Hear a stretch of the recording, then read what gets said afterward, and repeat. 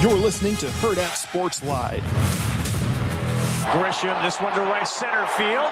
Did he do it again? Touch of all time. A twofer for Trent Grisham.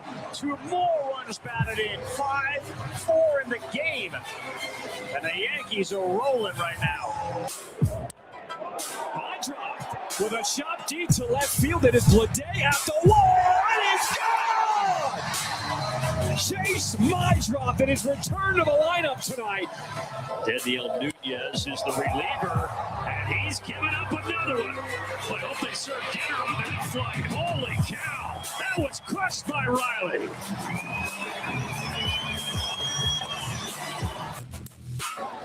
And Heriberto crushes a ball to left center. Reynolds just gives it a courtesy turn. Onto the bug bar.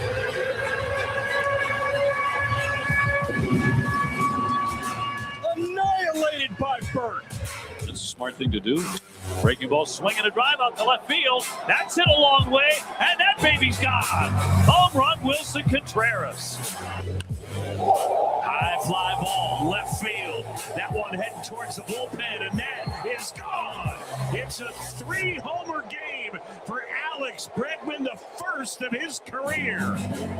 What a night for Bregman. Good morning. Welcome in Hurrdat Sports Live, presented by Next Gen Mayo Medical. That's Austin. I'm Ravi here at Hurrdat Sports HQ. What's up, Austin? Just tired of this morning storms. Yeah, I could do without that. It's a little aggressive. It's a little aggressive. I'm going to be honest. My dogs really hate going out in the rain, so it's a problem. Yep. Ava snuck up into the bed during the first crack of thunder, which I think was at like 4:30. Yeah, it was early. And then she made her way behind the pillow. And so then once your dog is shaking behind you, yeah, it's hard to sleep. Yes, but it's also hard to get out of bed too, because you're like, well, I have to be here to support comfort the dog. Yes, my emotional support animal needs support. I am my dog's emotional support animal. I'm trying to support her in this time of trying. We're pretty codependent like that. I also feel bad for all of the high school football teams that are trying to get their morning practice in. We were at Waverly last night, and they just did film in the evening because they did a morning session, but they had to cancel it early. I know Mike was at Millard South yesterday. Yeah, they were inside. He was supposed to be at Bennington this morning. They moved it. I have to imagine they were not outside. No, it's crazy. A lot of lightning. And so yesterday with Millard South, that was a heat issue, right? No, it was a storm too. Oh, okay. I think they might have been in the afternoon and moved it to the morning because of the heat. So it was it was a twofer. Gotcha. But in my neighborhood, since CWS, we have had 2 trees get struck by lightning in fall. Really? Yeah. There's one that's just like cracked, like right in the middle of the street. It's uncanny. Yeah, it's not also good. Difficult to get around, I'd imagine. It actually landed perfectly where it's just over a little bit of the lip of the edge of the road. Okay, so it's not making any issues, but yeah, very, very weird. I have to rewind here for a second. So does your dog not normally sleep in bed with you guys? No, she does. But she wanders. Yeah, she picks her battles. She will usually end up somewhere. Well, I mean, she also will try to just like jump off at different times. Sure. So, yeah. Okay. Fair enough. I was just making sure you weren't one of those weirdos that was like, no, the dog cannot be in the bed. No, I've never made that distinction. Okay. I've never said that before. Because that's insane. I just don't even know why you would have a dog at that point. Ava has a really tough time at her grandparents, specifically my fiance's parents. Yeah. Because if she's there, she's only been there by herself a couple of times if we went on vacation. Yeah. And her parents they're not like hesitant to let Ava jump in the bed, but Ava doesn't know what the vibe is. So we've gotten pictures of her just sitting at the edge of the bed, like looking at them. It's like a night at the Roxbury situation. Like you, me, me, no. Yeah. Ava's very good about the fact that, she doesn't jump like assuming. She will put herself in place to be asked. To be encouraged. Yes. And so then like, hey, Ava, would you like to come up? Exactly. Yeah. Then when asked, then she will take advantage of it. Yeah, no, my dogs are not like that. They're like, there's a bed, let's go. We've had friends' dogs that just wander our house and find an empty bed, and they're like, this is mine now. Thank 100%. you. Yeah, that's my dogs. They're just like, if there is a bed to be had, we will find it and occupy it and claim it for our own. I've got to watch my parents' dogs. They're going to Europe here in like a week or so. Yeah. And I got to watch them for, it's like 10 days or something. Okay. I'll start next week. So what kind of dogs do they have? They have a German short hair. Okay. She's older. We got her when I was a junior in high school.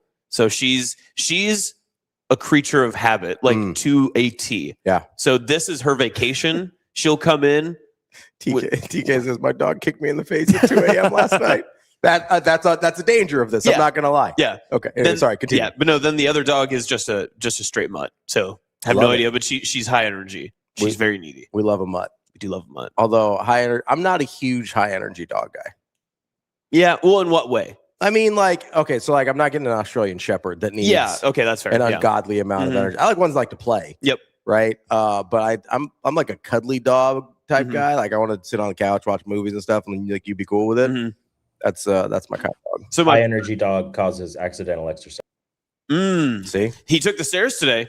I'm still scared of that. Listen, the elevator works. I took it today. The elevator is. Why aren't you taking the stairs? I don't want to. Oh, never mind. I forgot it was your anniversary yesterday. My bad. Sorry. You got your accidental exercise. It's his birthday. Yeah, he ate a steak. You got it. I want you to talk about the steak that changed your life. Holy shit, man. Oh, my God. You don't have to swear.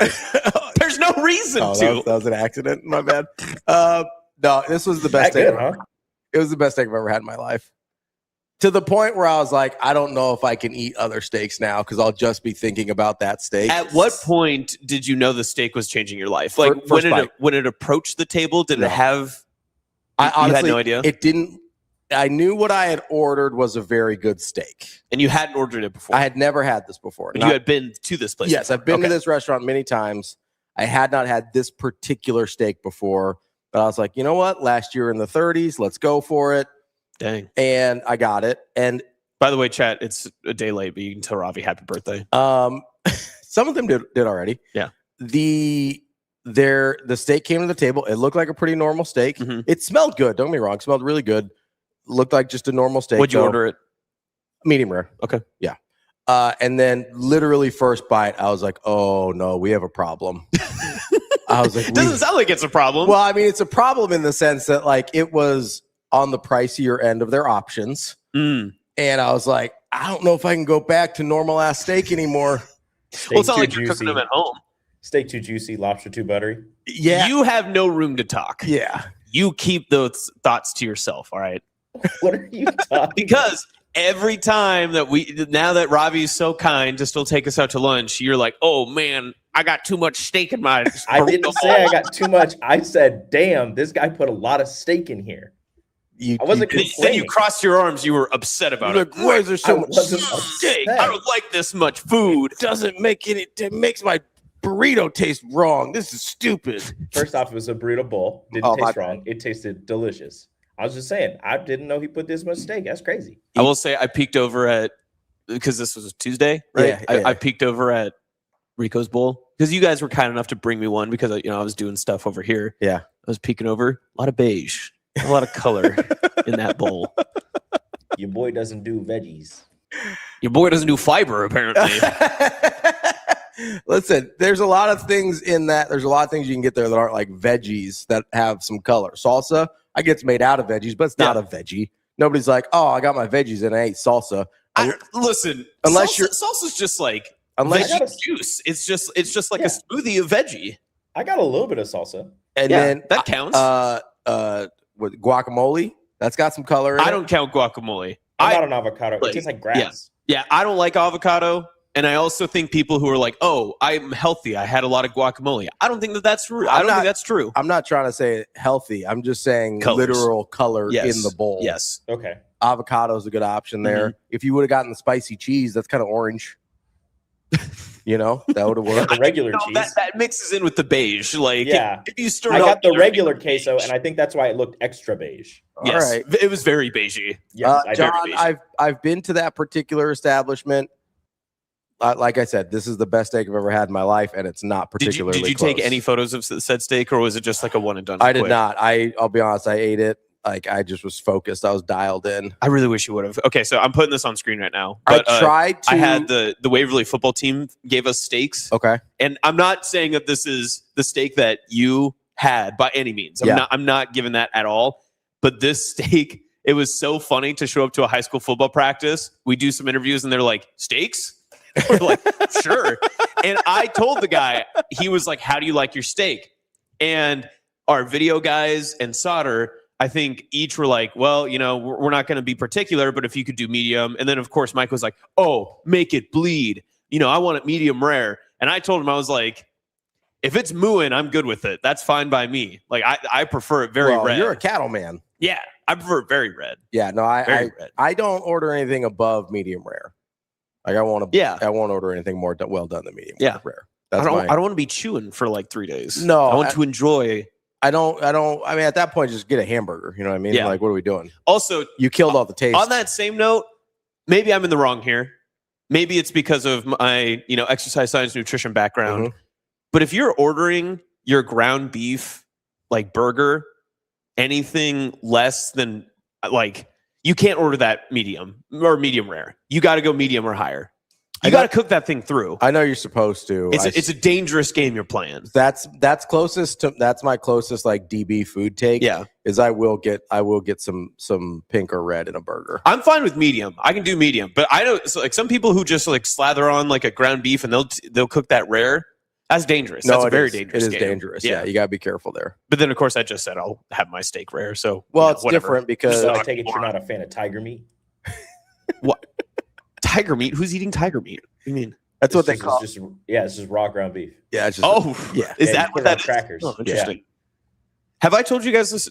Have you heard the story of the school in the Panhandle that served kangaroo meat at school? I feel like you have, but I feel like you should tell it again. Yeah, so there's a town next to Sydney called Potter, and they have the Potter School District, and they had a lunch lady or cafeteria, worker, whoever like runs their school food program. She got fired because she was ordering kangaroo meat to put in like chili and use as their ground beef.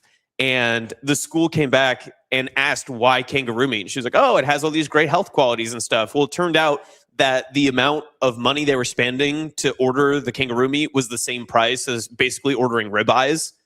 And so the entire town and the school district was like, well, if you're spending that much money, why would you get kangaroo meat? Just get something ribeyes. good. Just get ribeyes. Yeah.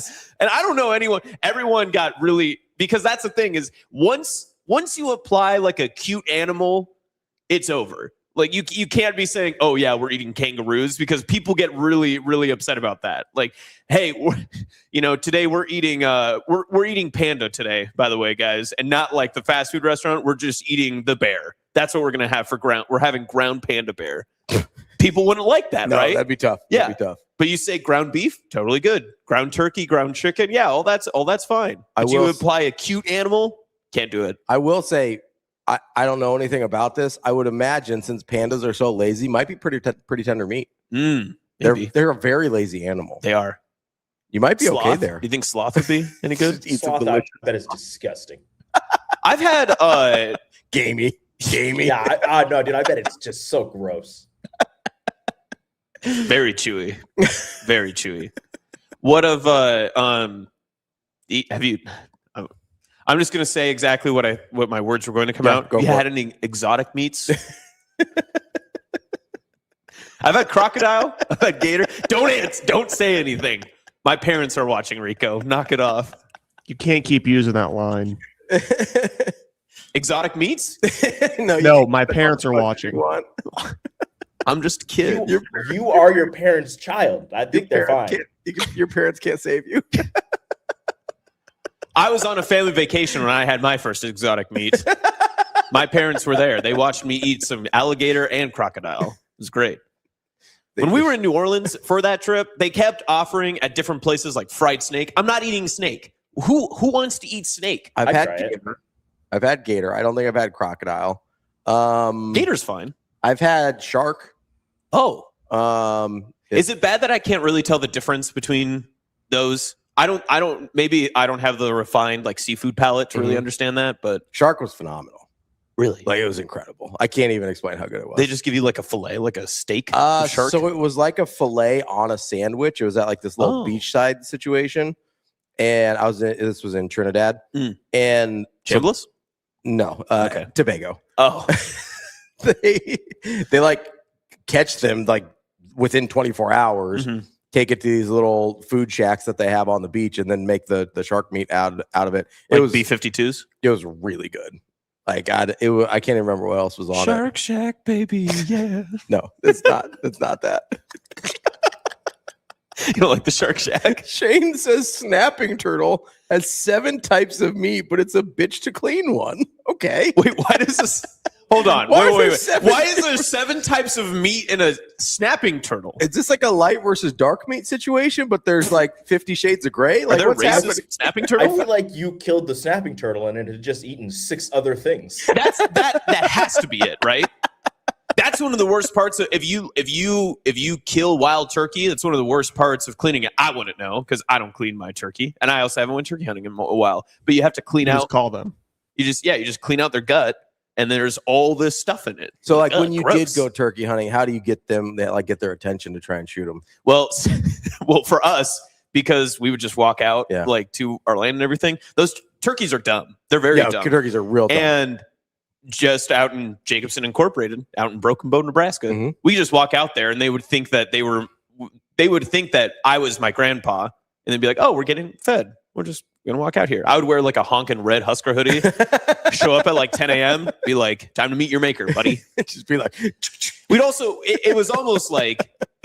It was almost like Rambo. Like we would drive up on like a side by side, like a 4-wheeler, and you would just pull up on this huge like just flock of turkeys. You just step off. You're like, all right, we're done for the day. We got 6. We're all good. That's our form of hunting. You just show up and you're like, all right, who's dying today?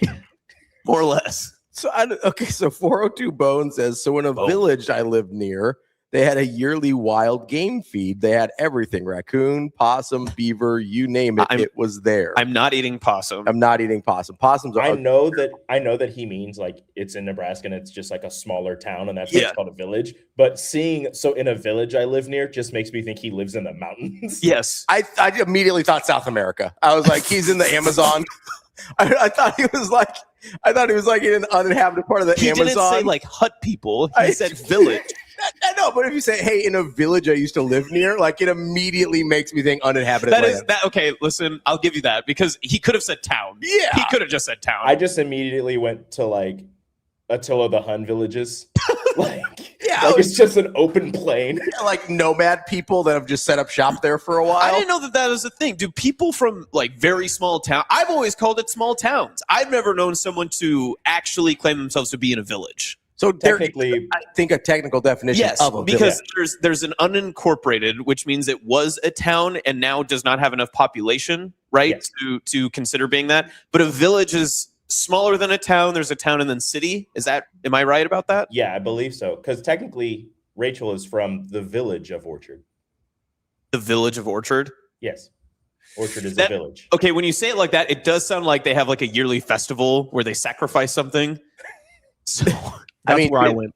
Yeah. Because there's Orchard Days and it sounds very much like the anytime you say village, I immediately go to like primitive. Yes. Like I don't know why. I'm just like it feels like Civilization 5. Like I'm just like you kill these animals with spears. Like how did this happen? They're having a hog roast every Saturday, like that sort of stuff. Bow and arrow. Mm-hmm. That'd be amazing. Yeah, I think you'd have hog roast every Saturday. Yeah, that'd be amazing. That was an option for one of our caterers. Hog roast? He was really pushing hog roast. Listen, and I imagine the profit return on that's very high because he was like, "How many people do you have?" And we told him, and he goes, "That's like 3 hogs." And I was like, "Excuse me? I'm not buying 3 hogs to be turned outside of my wedding." Maybe he's just like talking about his just hogs. got 3 people be like, "Hey, it would smell amazing. It would smell fantastic. Hey, we're doing vows right now. Like, I'm good." It's ready. Anybody need some of this? He just cuts a piece off and goes up to you like right before you say "I do." He's like, "I just need you to try this really quick. Just tell me if it's good." Hey, buddy, the snout is on fire right now, right? You need some snout? As tradition dictates, you both must eat the snout. I'd be up there. I'd be like, "Hey, can you give me some pork belly, bud? Can we?" Yeah. No. As you're just like directing traffic, please. Dearly beloved, we are gathered here at Pork Belly. Let's give you some pork belly. I've got a question for you guys. Yeah. This is something Dr. Fiance and I have been discussing. Mm-hmm. Because we're having our ceremony in the same spot as our reception. Okay. Not a lot of movement. Yeah. I did that as well. We've always wanted to do like the party bus and everything. I don't know if we're doing that because we may just take photos like there. Whatever. That's not the point. But since they're in the same spot, something that her brothers asked for or suggested was if we just have basically drinks available for people to have during the ceremony. Now, I said Yeah, we could put out like a couple of like beers on ice and just have people, you can have one. We don't want people to abuse it. And then you could put like Diet Cokes and just like small water bottles, that sort of stuff, that sort of thing. What about Fresca? Can we get some Fresca in there? It's not about you. Okay, my It's bad. not about, and I just said Diet Coke. Can you not make one? No, it's one fine. thing It's good enough. Can I bring my own 12-pack? Oh, maybe you should do a BYOB situation. Tell everyone to bring their drinks? Yeah. I don't think public establishments like that. Well, you or private establishments. Just be like, shh, just keep it on down low. Secretly, they would know. They would know. That's literally, their staff would be there. They would know what's available. That's literally why flasks exist. It's the whole thing. You just stick around. If you give me a reason to buy a flask, you're already answering my question for me. So no. Now I'm nixing this. I'm Richard nixing this. It's not going to happen. I have You're Bo nixing this. That might have been a better. Yeah, it definitely was. It's all right. It's okay. It's fine. You did your best. I am not a crook. Thank you. I literally. Is that Bo nix? I am not a quarterback. I literally have flasks because of weddings. Like that's why I own flasks. See, mine was concerts. Oh, yeah. No, mine's weddings. There is something unique about being like 16 years old and buying a flask from a gas station, being like, oh, what am I going to do with this? And then never using it for its intended purpose. We would go to gas stations all the time and I would buy a flask. And I do remember one time my older brother was like, why are you buying a flask? What are you going to do it for? And I was like, I don't know. I'll hide something in here. I have thought about just putting just normal beverages in there and just being like, I kind of want to buy a flask. Yeah, like have it be like my thing at work. It's like, oh, it's the flask guy. We should do that. We should do that one day on the show. Is just like have flasks. Just see have like a little bendy straw in there. No, I just need Ravi to be like, I gotta get something out of my bag and just keep the headset on so that when you drink, it's just like. I think you lose all credibility if you pull out a flask and let's just say you're at Nebraska and Days North Platte. You're at a country concert and you're like, oh, let's go. Pull up the flask. I'm ready to take a pull. And then you put a straw. That's why I think you lose all the credibility. Oh, yeah, that's why it's funny. That's why it's funny. Just have like a little the internet. That'd be fun. Mine's still working. Just have a little like sippy straw here. Just Yeah. Like a reusable straw. I think the only place it's not embarrassing to use a flask. I don't want to say embarrassing. I think the only place that I think it looks normal to have a flask is like as a groomsman at a wedding. So okay, that is a setting in which. So Brew and Steve said flasks are a good groomsman gift. I'm struggling to figure out because I have gotten the beer mugs. I have gotten flasks. I have a pocket knife, which I love. I really like the pocket knife that I've gotten. Mm-hmm.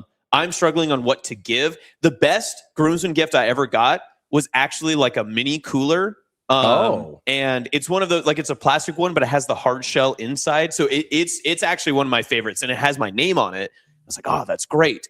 But now all these guys are like in my wedding and I'm like, you guys want another Stein? Do you guys want like a Scooters gift card or what can I get you? I got cufflinks and like a tie clip for one of my groomsmen gifts. See, I don't use tie clips or cufflinks, so I want to give them some. I'm a big cufflinks guy. I love cufflinks. Yeah, but you're snazzier than I am. That's fair. I do love. It takes your suit to the next level though if you're wearing cufflinks. I'm never in a suit. I will be in a suit for your wedding. Yeah, hopefully. A budget is pretty dependent here because you could go a wide range of things. Mm-hmm. I bought my first wedding. I was poor. So I bought beer steins and cigars and like gave them the cigars and the beer stein. And I think I bought their pocket squares as well. So that was kind of like a little gift. My second wedding, I was less poor. Did you have the same people? There was some overlap. Some people got the boot, you just gotta be like, naturally, just gotta move on from here. I've got one guy that I was like, I don't really see you that much anymore, but I told him a long time ago. And then I was his best man. So I was like, oh, if you're his best man, that's tough. I was like, he at least has to be in the mix. Yeah, then. Right. He doesn't have to be your best man. But since I've asked him, I've seen him a lot more. So it actually kind of worked out. That's good. Yeah. It's like aspirational, asking people to be your groomsman. Yeah.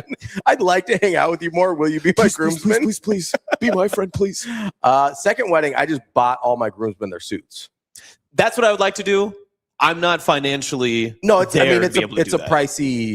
pricey situation. Although I have a place that could help you out. You'd probably be able to afford it. I should probably look at that. Yeah, I should start looking at that. That's on the list. If you can buy their suits for them, they super appreciate it because my God, having to like do the tuxedo thing and or figure out your own suit. Be like, was this the right one? Is this the right color? Well, I know they're going to feel ridiculous buying a purple suit, but like, just listen. You got to do what you got. Purple suits. I told him, I was like, what a hilarious prank when you guys can't even rent out these purple suits and you'll have to buy them. And all of them are like, oh, you're not going to do purple. And I was like, I might do it now just because I want to make your life miserable. If you're actually having your groomsmen wear purple suits, I'm very upset that I'm not a groomsman because I love purple. See, here's the thing is you and I know that this is a good idea, but my fiance has already said no. It's not going to be a thing. Oh, come on. There's simply no way that it's that. Rachel let me pick the colors.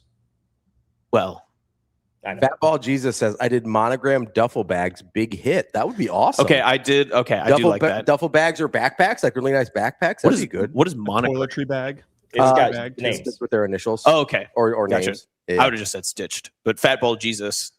Monogrammed is the proper term. Jesus. I don't know. What does that mean? Is that just baby Jesus? Is that what you mean? Oh, I guess fat. I don't want to say. Was Jesus fat? Baby. Famously, we do not have photos. Good point. Good point. We have no way of knowing. I've seen AI images of him. Does that count? I mean, every Catholic crucifix Jesus has like a 12-pack. That is true. Seems also unlikely. Yeah. Did Jesus have enough time to like hit abs with all the other things he was doing? Nah, Jesus was in core. See, I always wonder that. Like all of the statues. Know what he was into? CrossFit. Okay. You're. I don't know why. I'm sorry. That was terrible. My bad. I'm not mad. I'm just disappointed. These are the jokes he said being pastor. There's some leftover residual in there. Did you have any crossover between your pastor days and your weightlifting days? I was never actually an active pastor. I went to school to be a pastor, and like halfway through, I was like, "Oh, this is not for me." Nice, but I finished out, and so it was pretty clear early on though that I was like, "Oh, this isn't gonna work." If they were to make a documentary of your life so far, what's the time length of it? Do you think you get like an E60? You get like 1 hour, or you like an SEC network special for 30 minutes?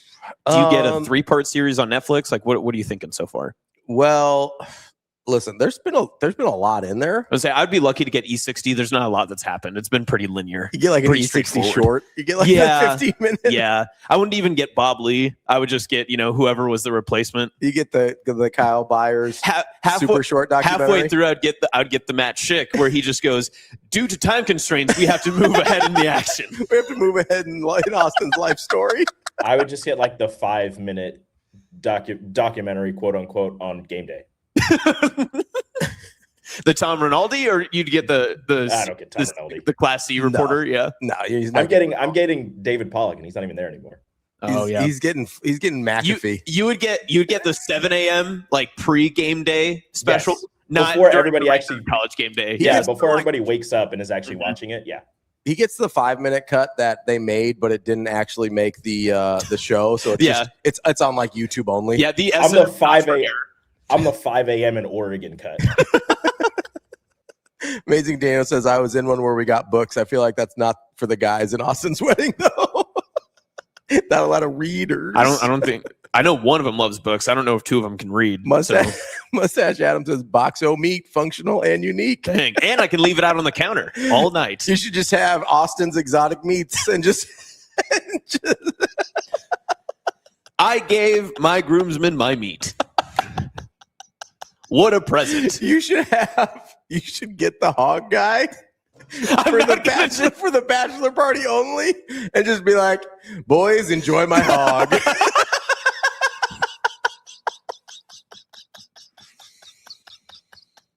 Oh, Kobe, I'm not making tuna casserole my groomsmen. My gift to you is the hog.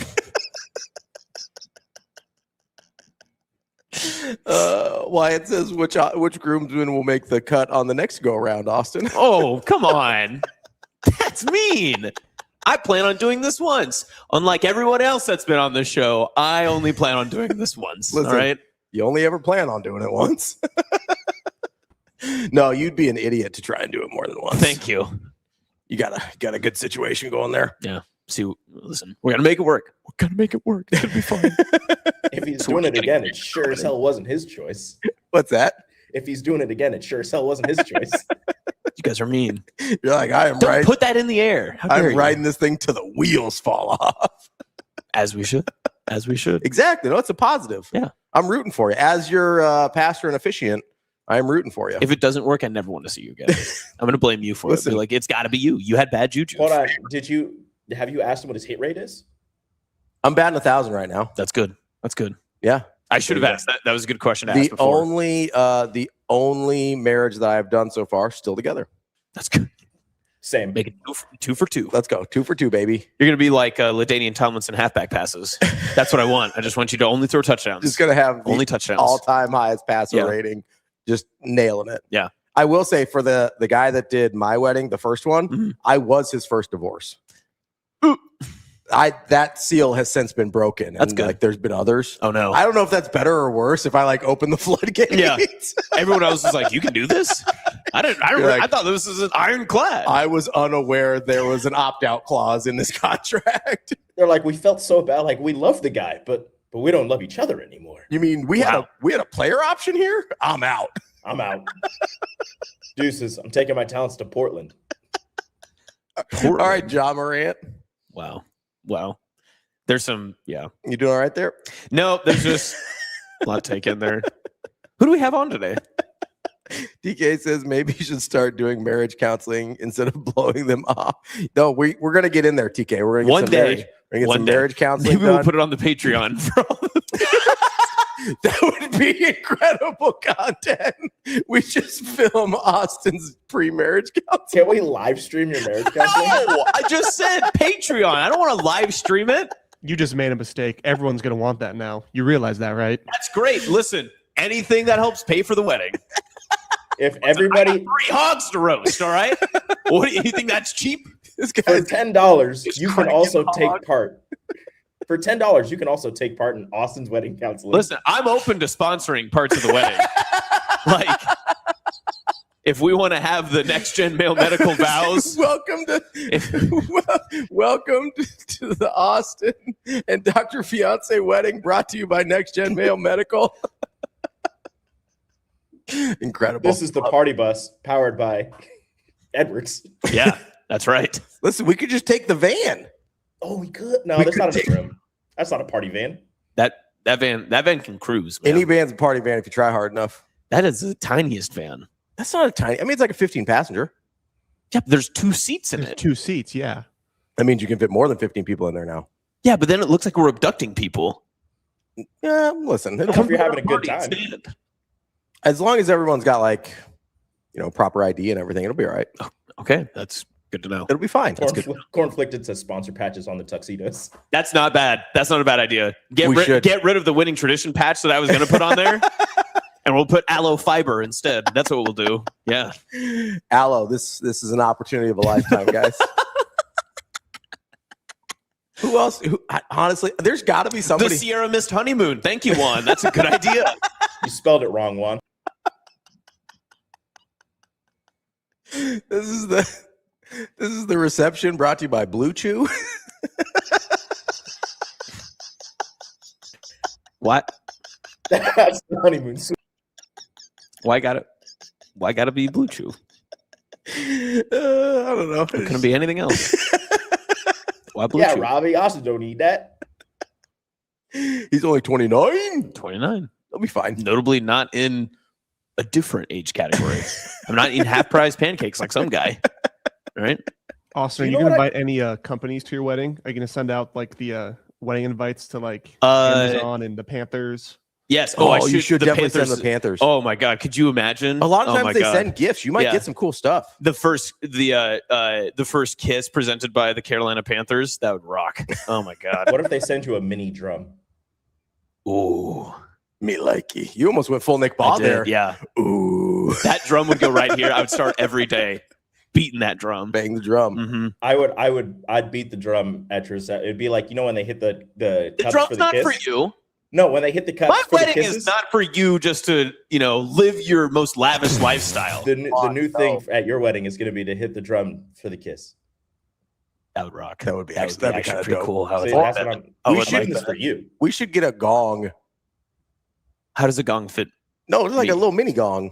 Why? For the reception, for the kisses, instead of clinking the glasses, just gongs. That's what the drum is for. I know, but like not everybody's going to get a drum, though. We could buy little mini gongs. That could be your present for the groomsmen. Where the hell did that come from? I love how I say the word gong, and Shane's like, I want it. Where did the gong come from? Now kiss. Now kiss. Speaking of pancakes, you know what I found out at kindergarten orientation? The pancake man retired. What? Yeah. You guys didn't have the pancake man out in the panhandle, did you? Who's the pancake man? Oh, a local legend. Let me educate you about the pancake man. The goat. Absolutely. Like if you went to elementary school in particular in the Omaha metro area, there was a fundraiser that every school did that I'm aware of. They would bring the pancake man out to your school, church, whatever event. And this dude had just like griddles on griddles on griddles. Like, and he would make pancakes for everybody. There'd be like sausages and eggs, the whole thing. And then his big thing was he would flip you the pancake from like 20 feet away. And it was an elite experience as a child. I remember the pancakes being incredible. I don't know if they're actually good or not. They are actually good. I haven't had one in a very long time. But it is like a formative memory as a child in Omaha, Nebraska, is having like a pancake man fundraiser. And he retired. Apparently, he retired. So yeah, he found that out. He was active recently because we actually looked into the pancake man for our reception. Oh, nice. Yeah, we didn't end up going that direction, but because we had our first date at a breakfast spot, and so we were like, oh, it'd be kind of fun to have the pancake man. Oh, the pancakeman.net. That means he's been doing this. He's been doing it for a minute. Yeah, and he's been out there. And he doesn't need fancy marketing because everybody knows who Pancake Man is, right? He had the big spinning griddle. Yeah, he doesn't have to pay for the .com because people just know. Yeah. So he's done. Apparently. I don't know if he like handed it down to anyone, but He did. Wait, how did you find this out? Was he supposed to be orientation? No, he was. They have like some big fundraisers throughout the year, and one of them was a pancake feed, but they can't do it now because he's retired. So they're changing it to something else. I see. Okay. Very sad. Wait, Lee, what are you talking about, man? What? He goes, is a hot hog a thing? Because it sounds more politically correct than a hot dog. Hot hog? I don't know what this is referring to, Lee. I think he's talking about Austin's hog. Yeah. Everybody's always talking about Austin's hog. I wanted to go to a break like 8 minutes ago. Can we do that? Corn. Who's this? Corn. Somebody. Commandant says. Yep. Oh, whoa! That's what he says. That's okay. That's the name of the. All right. I was like, excuse me. That's what the thing says. He says, "Yep, Pancake Man is the GOAT. Went to my Key Club fundraiser back in 2017. So he's at least somewhat recently been still active. This must be new. Must be new. We had the Kiwanis pancake feed in Kearney. That's what we did. And then it was the Catholic Church, the St. Patrick's Parish Center, that would do their pancake feeds on I think like one Sunday every month. So apparently Pancake Man doesn't travel that far west. No. Why would he? I don't know. He's got a lot of stuff going on. He's a legend. That's true. He probably doesn't have to. That man stayed busy. I say taking that big ass spinning griddle all the way out there would be true. Yeah. I can't think of anyone that's that significant in like local lore in my school by any means. Yeah, the Pancake Man was like a deal. I have a guy, his name's Taylor. He actually does a lot of really cool stuff.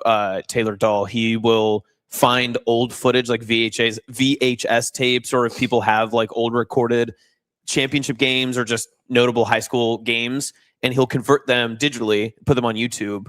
And he was messaging me asking if I had any Sydney St. Patrick's, where the school closed in like the 90s. And, you know, I was like nice about it. I'll be like, oh yeah, no, I'll look it up and stuff. And then he like messaged me again. He was like, hey, just check in, whatever. I was like, hey man, I was born in 1997. I do not have any idea where to find VHS tapes of Sydney St. Patrick's. But yeah, I'm assisting him in his quest for that. So we'll see what we can find. And then he sent me a link for a Sydney St. Patrick's championship game against Coleridge, I think. Oh, okay. From like 91 or the 80s or something. Yeah, it was electric. It was fun to watch. Juan says, we can go to break after this. He says, as a Patron subscriber, I think he meant Patreon. Can I get the Hurrdat crew as my male entertainment at my wedding? At a Kentucky wedding, KY. At KY wedding. That's a different kind of wedding, brother. I don't know what you got going on. Listen, we could send Rico out there. You have a suit for it, don't you?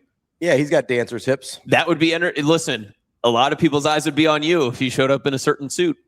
Actually, 2 suits. There are 2 suits you could wear.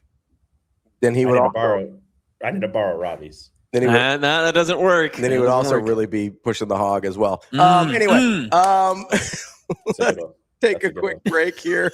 That's Austin. I'm Ravi. We'll be right back. More Hurrdat Sports Live.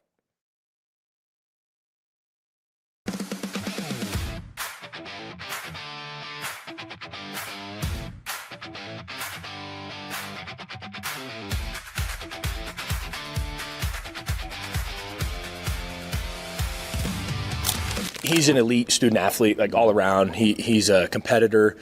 He takes high school football more serious than I've ever seen a player do in all aspects. So whether that's film meetings with myself or Coach Utter, or bringing guys up to get extra reps in.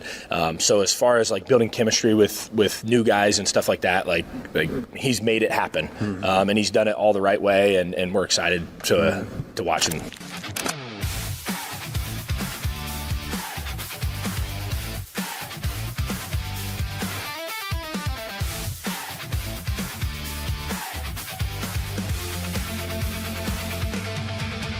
Your schedule is filling up.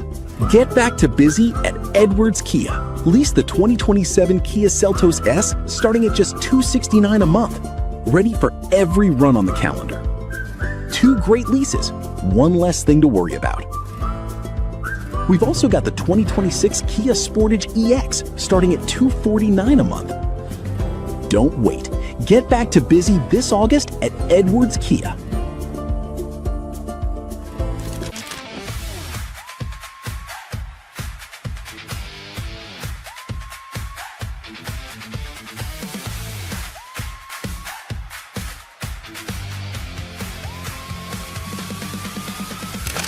Sadly I have. And I actually, my freshman year, I didn't rewatch our game against Texas for a year and a half. Like, I refused to. I don't know why I did, honestly. I only watched certain clips of it. Our Penn State game my sophomore year, I never watched. And then this past year, I did watch the Texas A&M game. Weirdly enough, I'm surprised I did. I actually think I specifically watched that set. And I was just still so upset about it, and I was like, maybe watching will help. I was getting my nails done, and I was like, I got nothing else to watch, might as well. So I did, but it's frustrating to watch. It sucks. But then of course, I can find the things that I did well, and then I can flip that into something positive and be like, okay, I got this kill, that was good. Mm-hmm. So it definitely sucks to watch, but yes, I have rewatched it. Yeah.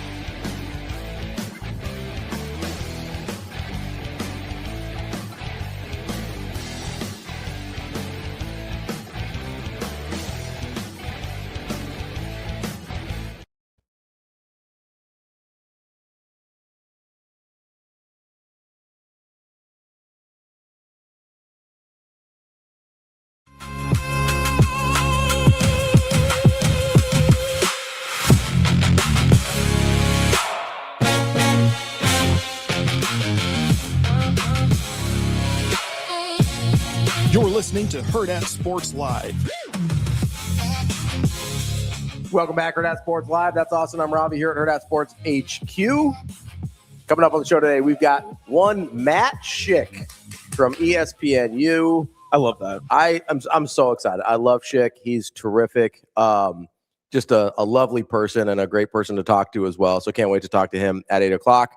At 8:45, we will talk to Brian Edwards from Major Wager. And then at 9, we'll talk to Michael Bruntz from Husker 24/7. Schick is coming on, because I'm sure he just is really excited to talk to us. But also, we have not only the Schick and Nick 5 show coming up on Tuesday. This is the 18th. You still have time to get some tickets. There's also a 9-hole golf scramble that day at Indian Creek, which you can still sign up for as well. So we will get you the information. If you've been watching the commercial breaks, there's QR codes and stuff to sign up for that as well. Brought to you by our great friends, Josh over at Peerless Energy Systems, Schick and Nick 5, the golf outing. I'm excited. That's 5. This is technically my 2-year anniversary because I worked the Schick and Nick 3.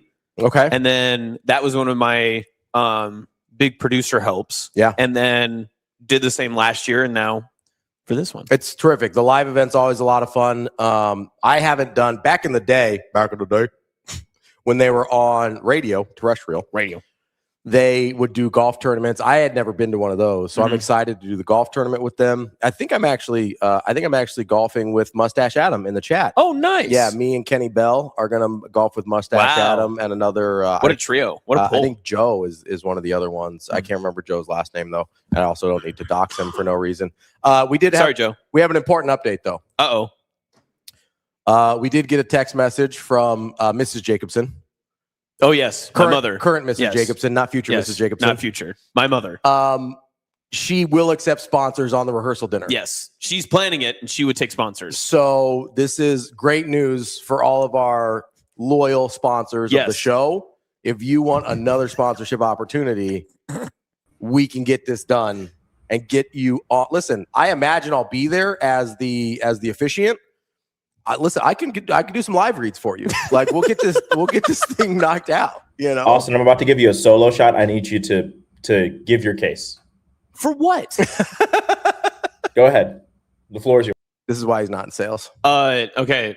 Listen, all money is good money, and anything to help support a local family here in the Omaha area. We would love to be able to promote your local business at my rehearsal dinner between myself and the wonderful and beautiful Dr. Fiance. So you can email us at Relula Twitter.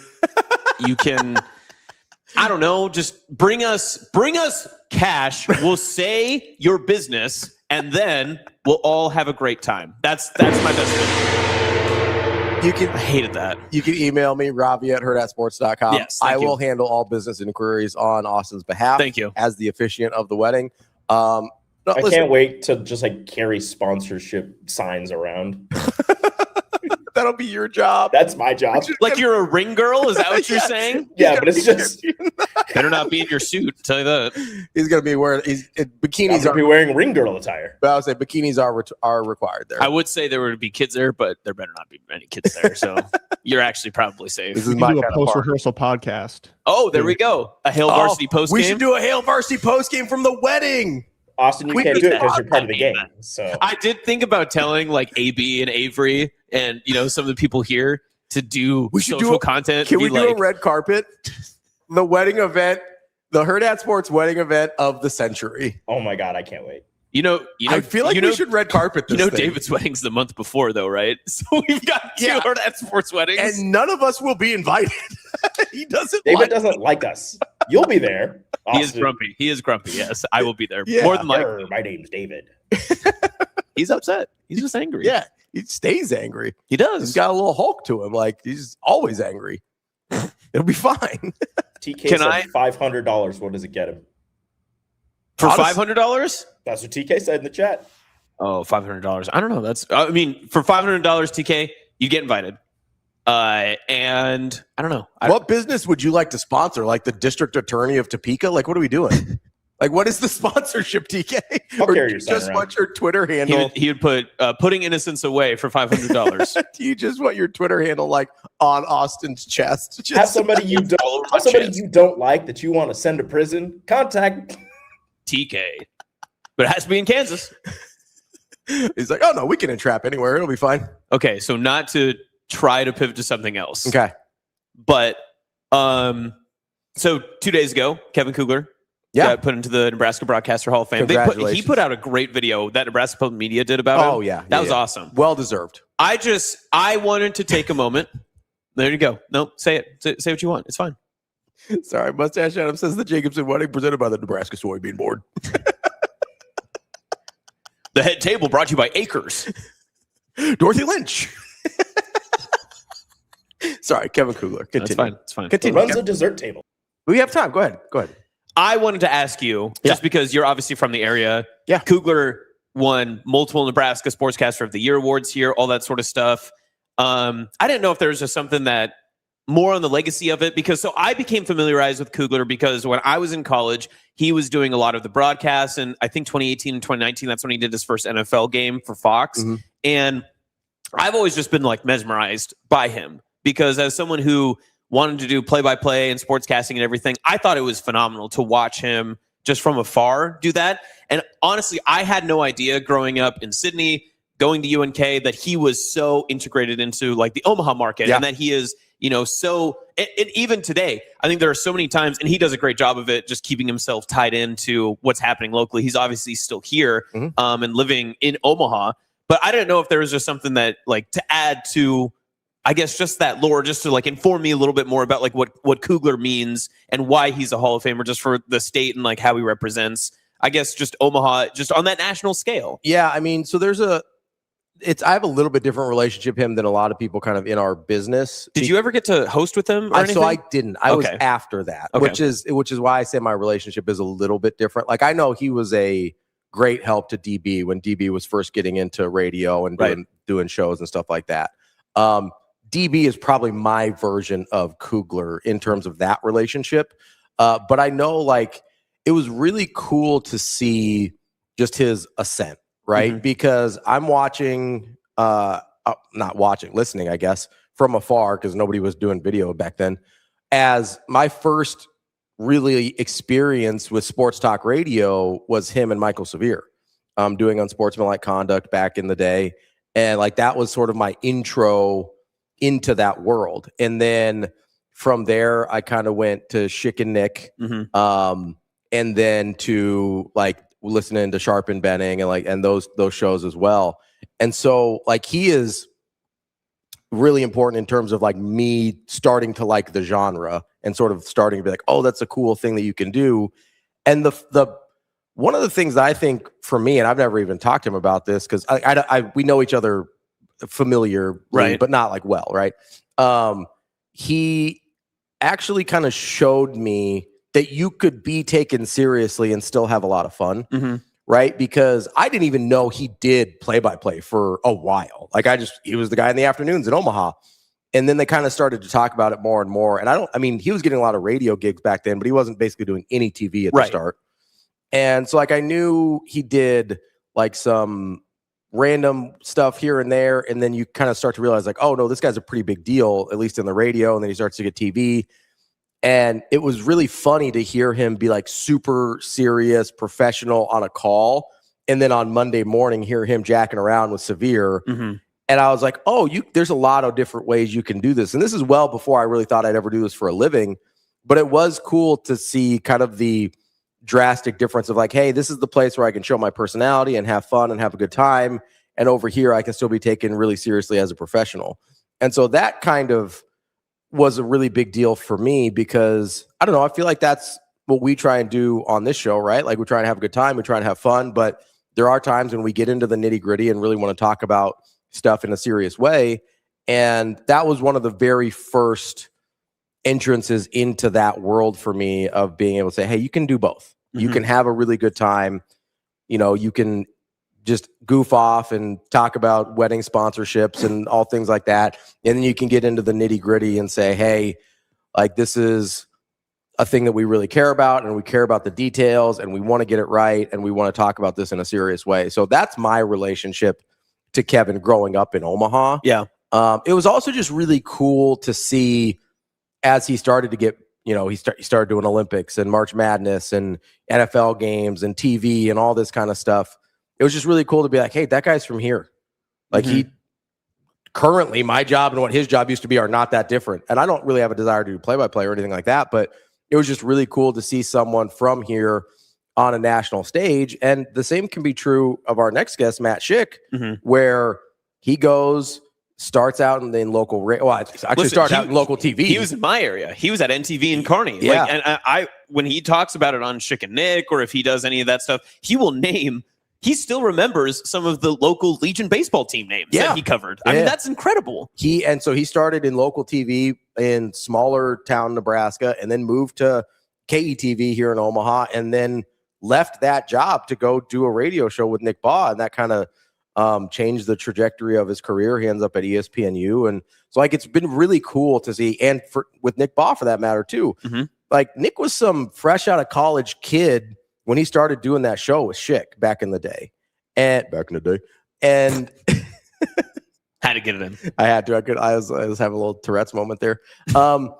It's been really cool to see, like, okay, now he's on Creighton games and stuff. Well, that makes sense. He went to Creighton. He's local. He's doing the broadcast, and then he starts to do more national stuff, and now he's on TV all the time. Like, it's been really cool to see these three guys in particular just go on and do super cool things on a national level.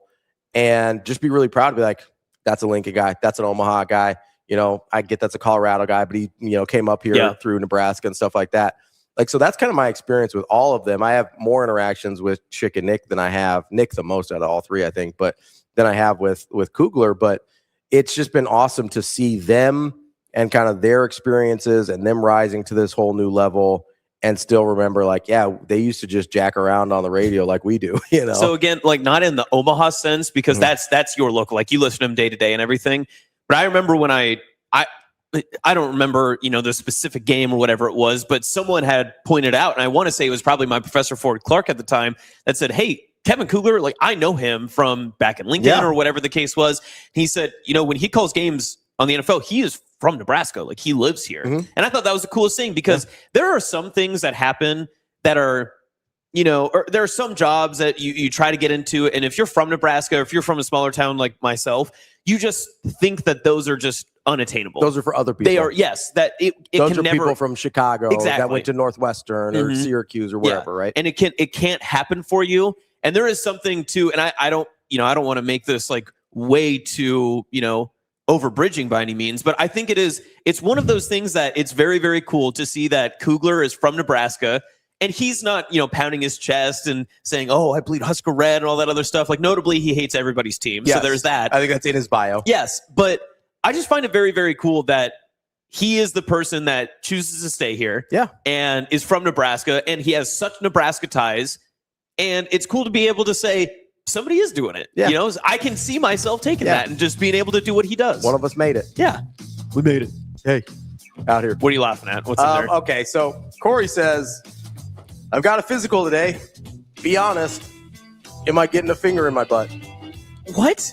How old are you? So I was going to say, number one, how old are you? Is this how Kugler wanted the segment to end? TK, probably. This is actually really appropriate. TK says probably not. Juan says, depends on if I can get to where you live in time, Corey.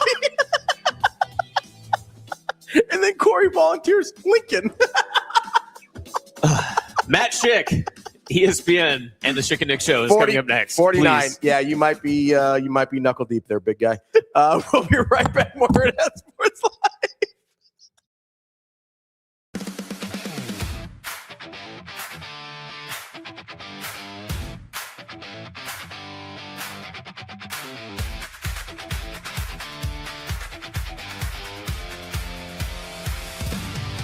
Your schedule is filling up. Get back to busy at Edwards Kia. Lease the 2027 Kia Seltos S starting at just $269 a month. Ready for every run on the calendar. 2 great leases, 1 less thing to worry about. We've also got the 2026 Kia Sportage EX starting at $249 a month. Don't wait. Get back to busy this August at Edwards Kia.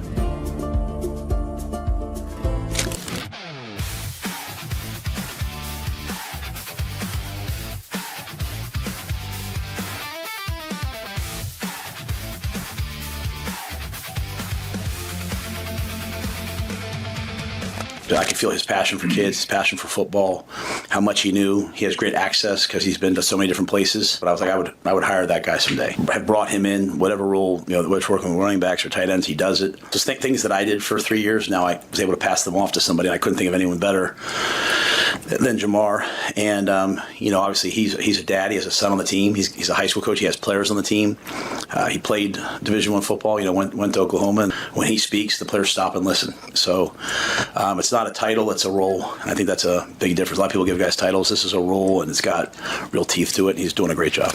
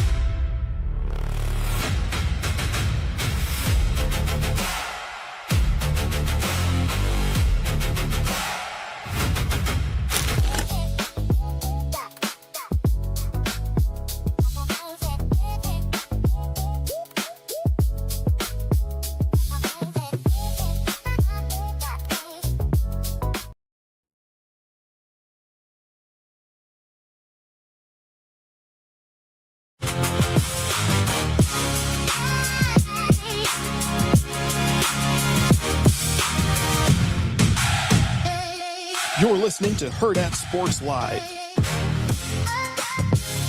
Welcome back, Hurrdat Sports Live, presented by Next Gen Male Medical. That's Austin. I'm Ravi here at Hurrdat Sports HQ. I would like to bring on and apologize profusely to our next guest, Matt Schick from ESPNU. He might have heard some things that he can't for unhear. what he just had to experience in the green room. We are joined now, though, by Matt Schick.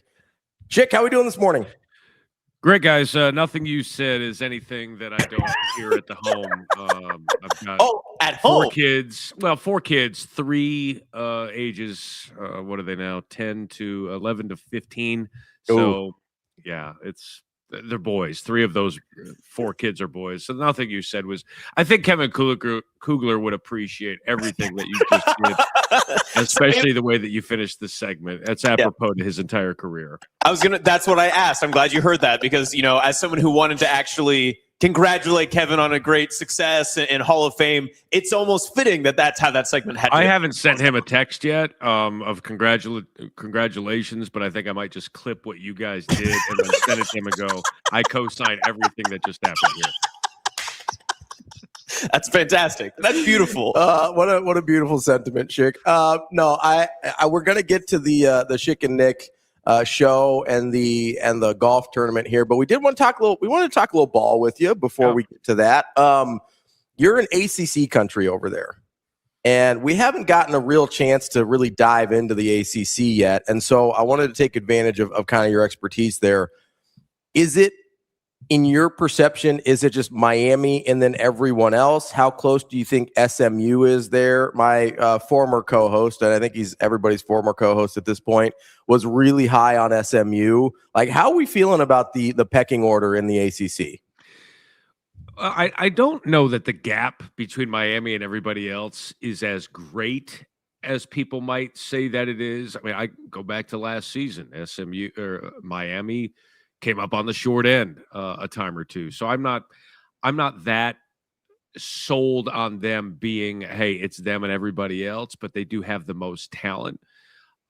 I think SMU has a decent opportunity here. I think, their opener at Florida State is going to tell us a lot. But the schedules in the ACC, you could go through the top 3 or 4 teams or 5 teams and go, you know what? They can navigate this because every game in the ACC is winnable. Even go with Louisville and NC State. NC State has a very good schedule. They've got C.J. Bailey. Lincoln Kienholz at Louisville, I'm really curious to see because Jeff Brom hasn't really had that dual threat quarterback, a guy that can do it with his legs. And talking to Jeff Brom at ACC Media Days, he said, look, Tyler Shuck, we didn't want to tell him to run, or we tried to tell him to run. He didn't want to run because he got injured a lot. But here with Kienholz, I think they want to navigate him outside the pocket a little bit. So that's going to be curious to see. But you'd be hard-pressed to pick anyone but Miami. But here's the other thing, guys. Clemson is sitting there, little old Clemson, little old underdog Clemson. They're going to put their socks on, cleats on, hopefully field the team and get out there. And that group of nobodies, like Dabo called them yesterday, they're going to try and make something happen. But they've got NFL picks. This is a team that everyone's sleeping on. Maybe they are the second best team. Maybe they are the team to challenge Miami. We'll see. But as it stands right now, Miami checks too many boxes. Schick, you brought up Florida State in their opener with SMU. What do you do with Florida State over the last couple of years? Obviously, they had that incredible 13-0 run, got left out of the playoff with the Jordan Travis injury, and then just completely fell off a cliff. Is this just the nature of how Mike Norvell has chosen to do business in terms of the transfer portal? And, hey, you're going to hit some years, and it's going to go awesome. You're going to miss some years, and you're apparently going to go 2-10 every now and then. Like, what do you make of just the incredible variance we've seen within that program over the last few years? I think, like you said, I think he got very fortunate and hit on a lot of guys in the portal that first year.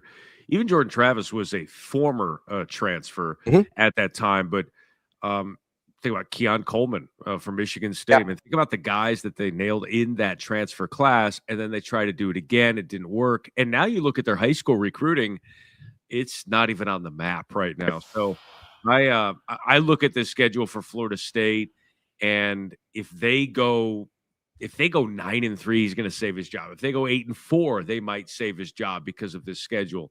Anything less than that, it's probably over, and we'll probably know by October how we're doing here. But it's one of the great falls in all of college sports, and it's hard to believe that, had they made the playoff the year that they didn't when they went undefeated, would we still be sitting here? I mean, it's almost like you go back to people trying to draw connections to 62-36 with Nebraska, Colorado. Is that the moment, right? What brings a program to its knees a little bit? It's hard to argue with it here with FSU. It's funny because I think people forget this. If he had accepted it, I think he'd be the head coach at Alabama right now. Like, it was him and Sarkisian before DeBoer got the call, right? Like, that was, I think, the reporting. And so, like, it's why, like, there's this total split universe here. A, whether they get in the playoff, but B, he very well could be in Tuscaloosa right now. And we're having a totally different conversation about not only Mike Norvell, and maybe he would have fallen off there too, but also about the Florida State program. It's just such a strange think about timing. Like, Luke Fickell could have been the Notre Dame head coach. I talk about that all the time. It's wild. Yeah, with the Cincinnati thing, I want to see this season through. Okay, and then the career trajectory changes, program trajectories change. Florida State, when I sat down with a few of the players and Mike Norvell at ACC Media Days, I was struck by their togetherness, hey, this is going to be different. Deuce Robinson, if you put a guy in a lab and said, create an Adonis who plays college football, it's Deuce Robinson. Now, Ashton Daniels is not the kind of guy who's very accurate throwing on the run. He's not the most imposing guy. I stood toe-to-toe with him, and I was like, hey, you're kind of my size. So I don't really know. I didn't say that to his face, but I just don't know what the ceiling is for this team. I hope they do well. I think Florida State's one of those programs, guys. College football is better when fill in the blank. They're one of those. So I hope they can turn it around, but the trajectory, it's when things go negative, it's really hard to turn it back. Of all things happening in the ACC, I'm kind of shocked, at least nationally, we're not talking a little bit more about the James Franklin rebuild at Virginia Tech.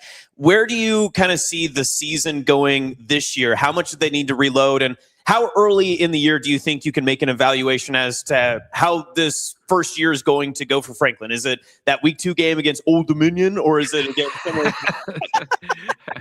I'll tell you what, and I appreciate the Old Dominion drop. That'll lead us into a segue here in a moment. But the game at Maryland, where Loxley and Franklin just aren't fans of each other.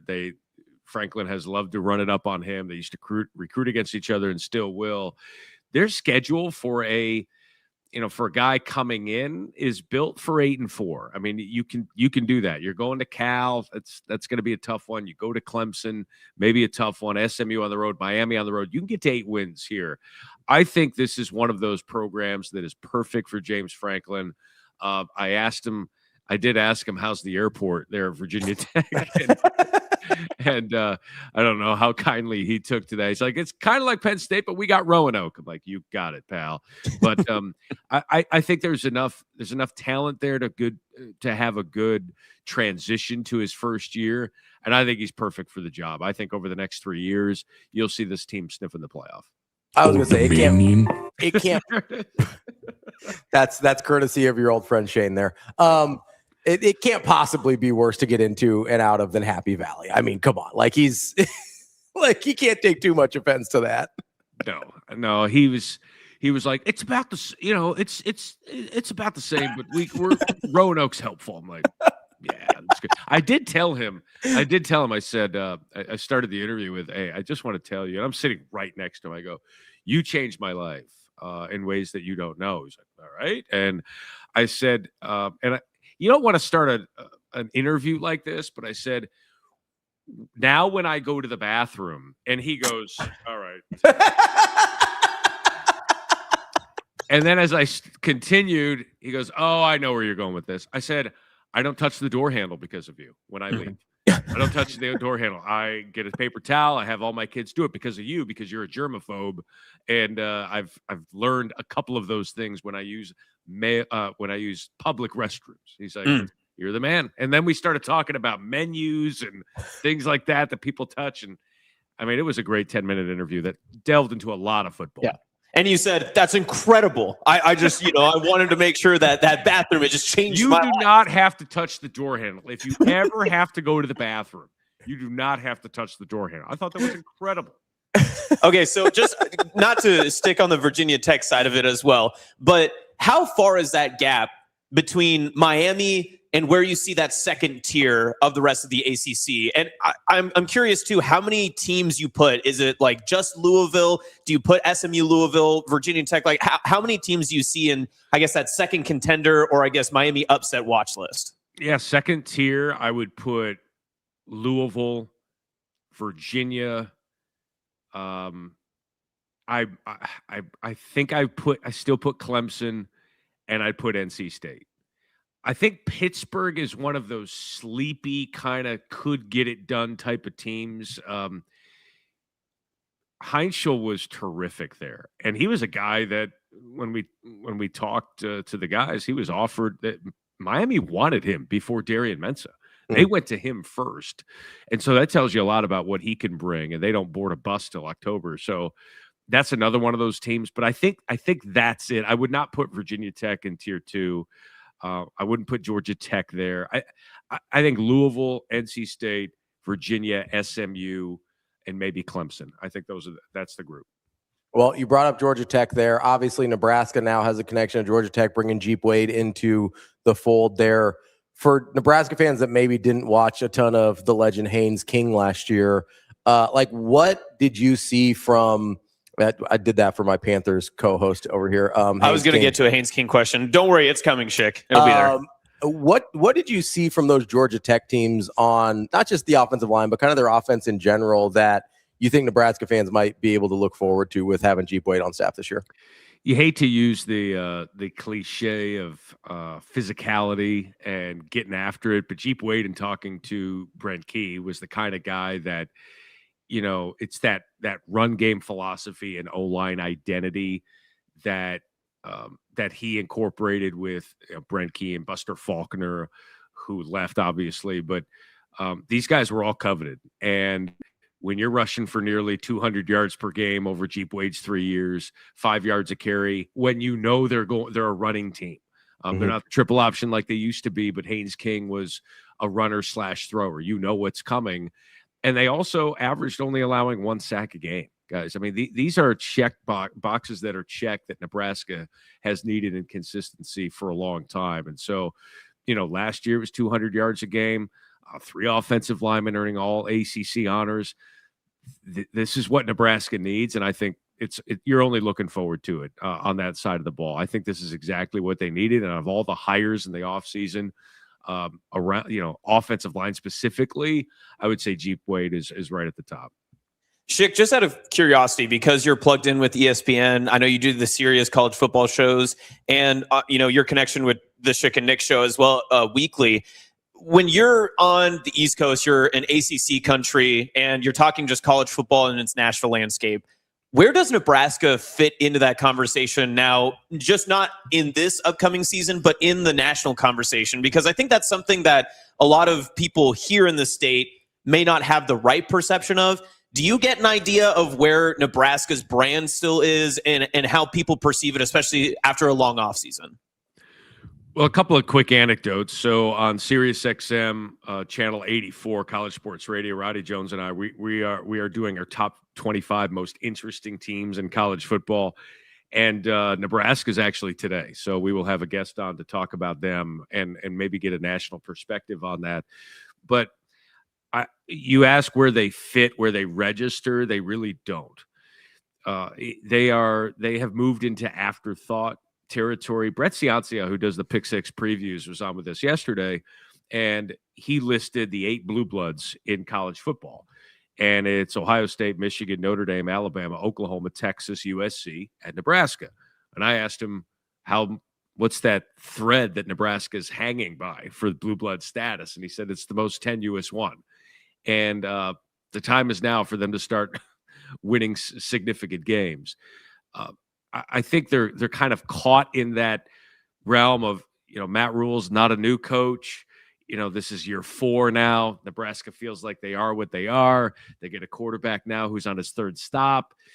This is one of those years that I believe nationally is being discarded and forgotten before it even begins. And maybe that's a good thing for Nebraska. Maybe that's where they need to be. But nationally, guys, I think there's a curious factor, but it's more like a drive-by car crash curious, like what's going on there? Are they going to fix that? Are they going to get that car rebuilt and get on the road? Let me know when they do. And so it's much different than it was last year, even the year before. Schick, speaking of places that get a lot of national attention and maybe the wins haven't justified it, and that's not a shot. He brought up 62-36 first, so that's on him. Like Colorado's in a pretty strange spot these days with Deion Sanders, right? Like they're always a national story because of his personality, but I don't even actually know if people have noticed. Like they haven't won that much, right? They had the one really good year, Shadur's and Travis Hunter's last year in the program. The year before that, they got off to a hot start and then lost, I think, 8 out of their last 9.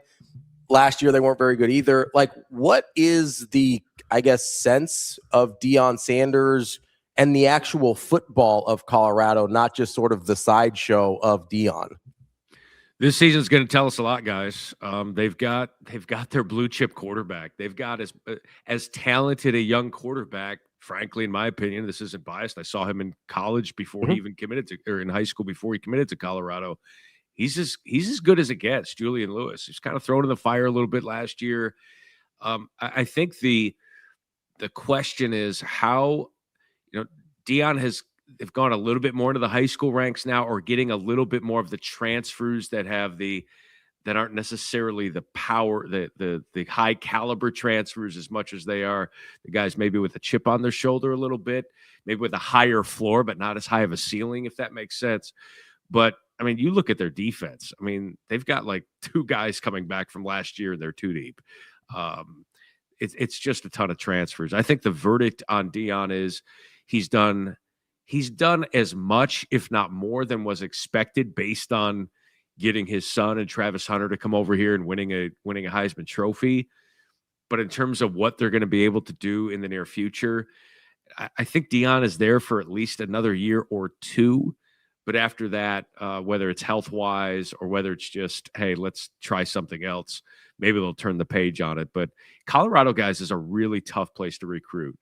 It's beautiful once you get them on campus, but their radius and where they're going from isn't the greatest. They just got a new athletic director as Rick George goes into retirement. So, Danny Scudero is a very good transfer from San Jose State. I'm looking forward to see him as a receiver at San Jose State. He was in like a walking boot or on crutches a couple of days ago. So I just hope things turn around for them for sure. Yeah, Schick, I was curious about, I guess, the sense around the program. You mentioned Deion's done more than maybe a lot of people thought he would, and he's brought a lot of mostly positive attention to Colorado. Like, what are the expectations for him there to keep winning or to start winning versus, hey, he's actually been pretty good for the program, even if there hasn't been a ton of wins there? I mean, I have to imagine there's been a pretty large financial upside to him being there, even if the wins haven't been what you would hope. Yeah, no question. I mean, in the last, I would say 15 years, I mean, they had, before he got there in 20 years, they had one 9-win season. And that was Mike McIntyre in 2016. Before that, you'd have to go back to Gary Barnett in 2002. I mean, guys, it's been a long time. So I think it's more like they've been wandering in the desert. Someone gave you a bottle of water. It helped for a while, and you're still thirsty, but you understand where you came from. And that's where Colorado is right now. The schedule isn't great. It feels like if they get to 6 wins, you're probably throwing a parade. They open up at Georgia Tech. I mean, I was thinking of going to that game, and then I got saddled with a college football game that I'm going to be calling Thursday night at Wake Forest. But, that's one of those, hey, Haynes King goes into Colorado last year, wins that game. Maybe Colorado can steal one on the road. Julian Lewis coming back home to his home state of Georgia.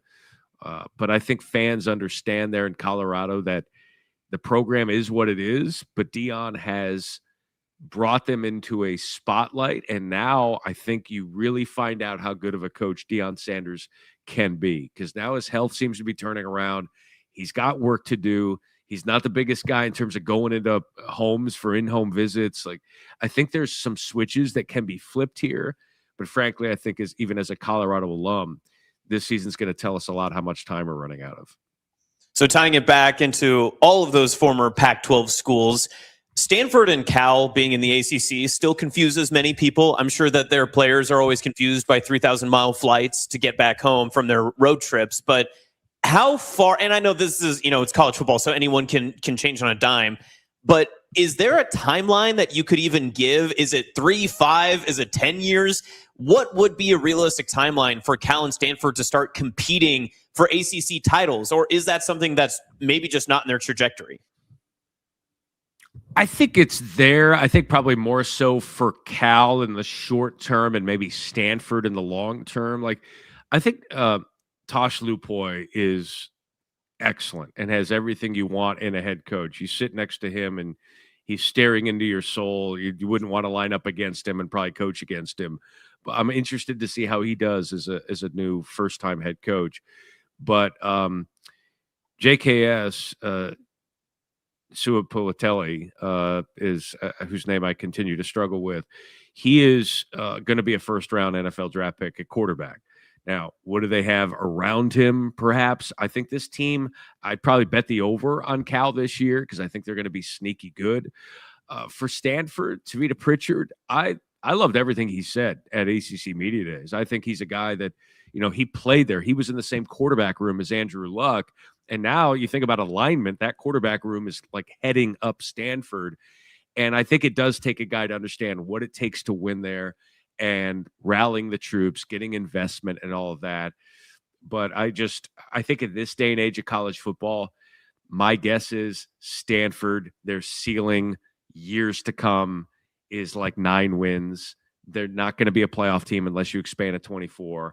And for Cal, maybe in the short term, maybe they can sneak up there in the next year or two and get up there. But guys, frankly, I don't think either of those two teams in their current iteration in the ACC, depending on how college football changes and evolves in the next 5 years, I don't see either of these two programs being able to sustain excellence, especially with USC and UCLA moving on up. And when you're in the Big Ten and you're in the ACC, you know who's who. All right, Schick, the real reason we're here today, the important stuff. Let's get to the pod, to the legendary Schick and Nick show. Obviously, you got your live event, which is one of my favorite events of the year, coming up here on the 18th. And we're reviving an old radio favorite with the golf tournament as well. I mean, it feels like 2012 all over again. Meet me at the rim. Thank you, Nick Baugh. Appreciate you. Thank you, Sugar Shane, for doing that and for playing that. By the way, I did tell Shane when he said, "Hey, we'll get to you in a few minutes." I said, "Shane, we were always on clock when we did our show, which is totally BS." Didn't they just catch up like the other day? Yeah, I think we just combined breaks and are now officially caught up for 2012, the final episode of Schick and Nick. You don't know how many times where I look across this, the partition there in the studio, and he go, Matt, we're behind on breaks. Matt Explodes all over my chest. Yeah, thank you. So we're caught up, and we're caught up now to talk about Schick and Nick, the golf event. We're going to be at Indian Creek in Omaha. Looking forward to that. That's on Tuesday. If you go online at Schick Nick Show on X, follow us on Facebook. All the links are there to get tickets. And it's just a couple of hours. We're doing a 9-hole scramble. We're going to have breakfast, lunch, ton of giveaways. If you ever wanted to do the Derviner Schlinger and shoot that, we're going to have that for your tee shot if you want to use that as well. Nick and I will be out there. And then that night we have the live show there at Hurrdat Sports Bar and Grill. And you can get all the tickets on the links there that are on X and on Facebook. Search it up, find it. I think we've got a few tickets left for the live show. We do have a bunch of tickets left for the golf, and we're going to be out there having some fun. So let's get out there, support the show, support the sponsors.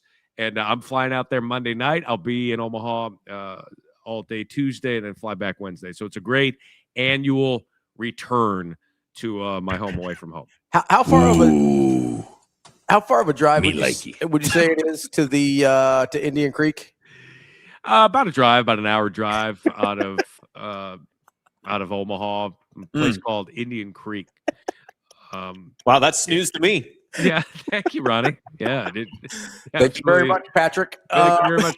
We're gonna have like Twitter polls. Like Austin does a great job helping us out. We're gonna have Twitter polls. Austin, I just emailed you like a ton of stuff. And you're probably awesome. Okay. Like, this is great. I got more work to do. But Twitter polls, hey, tweets. Right, Austin? Okay, now I see it. Never mind. Yeah. I got really worried there for a second because I was like, I do not see a Matt Schick in my email. That would be very concerning. Yeah, I'd be like, oh, okay. Got it wrong. Sent it to the wrong guy. Anyhow, want to thank you for helping us out. But that's coming up. All right. Hey, before we let you go, because so you heard part of the Kugler segment. Yeah. I'm from Panhandle, so I never got to listen to Schick and Nick like the original radio iteration. I found the podcast naturally and just started listening when I was in Kearney, and I was tweeting at you guys. I was sending stuff all the time back in the day. Do you have like a low hanging like fruit favorite drop or favorite just cut that you like to hit, but maybe isn't the most popular to everybody else? Is there one that you wish would get a little bit more into the Schick and Nick zeitgeist? Oh, that's a really good one. That's a good question. I've thought about that. I've been asked that a couple times. That's a Trev Alberts drop, which I love. That might be the answer right there. All of the people that would filibuster by saying, "Oh, what a good question," after you ask a question. Mine has to be snooze to me because I say it all the time. I'll say it to my fiance, and she we're driving somewhere, and she'll point at something or tell me something from someone text her, and I'll go, "That's snooze to me." That's so good. It's hard to go. Like I should look at and compile and do a power rankings, and maybe we'll bring that to the show of underappreciated drops, like Fluidity from Jonathan Smith was a great one that just for some reason became part of the zeitgeist of the show. Caller Chris is like the white whale that we're just trying to find. He was a guy that called into our radio show with a month left in the show and gave the most polite and most incorrect answer to a trivia question that we were giving, and apologized profusely for his bad guesses. And it turned into just apologizing like a couple of times. Oh, it wasn't Wyoming. It was Montana State. I apologize. Then he just like this deep inhale. It's like, what are you doing? I apologize. What's happening there? We've a couple in chat. Mustache Adam says, I got to run to the bathroom. About who's this? That's a great one. Joe Pa being asked about his secondary at Big Ten Media Days. And then he goes, but who's this? It's like, yeah, I don't think he's going to be coaching very long. He can't hear. How can he coach? And then on top of that, too, you have ruined the word challenges for me personally, because I can't go anywhere or hear someone say. You said it earlier, and it was almost just like word vomit. Just the challenges you have. Speaking of challenges, Stans is called. That's good. That's really good, Ravi. Stans is called. The play Stans is called. Like, who Stans is called? Who does Stans is called? The old Big 12 official. It's funny you mentioned the challenges stuff, because that is one that gets mentioned a lot.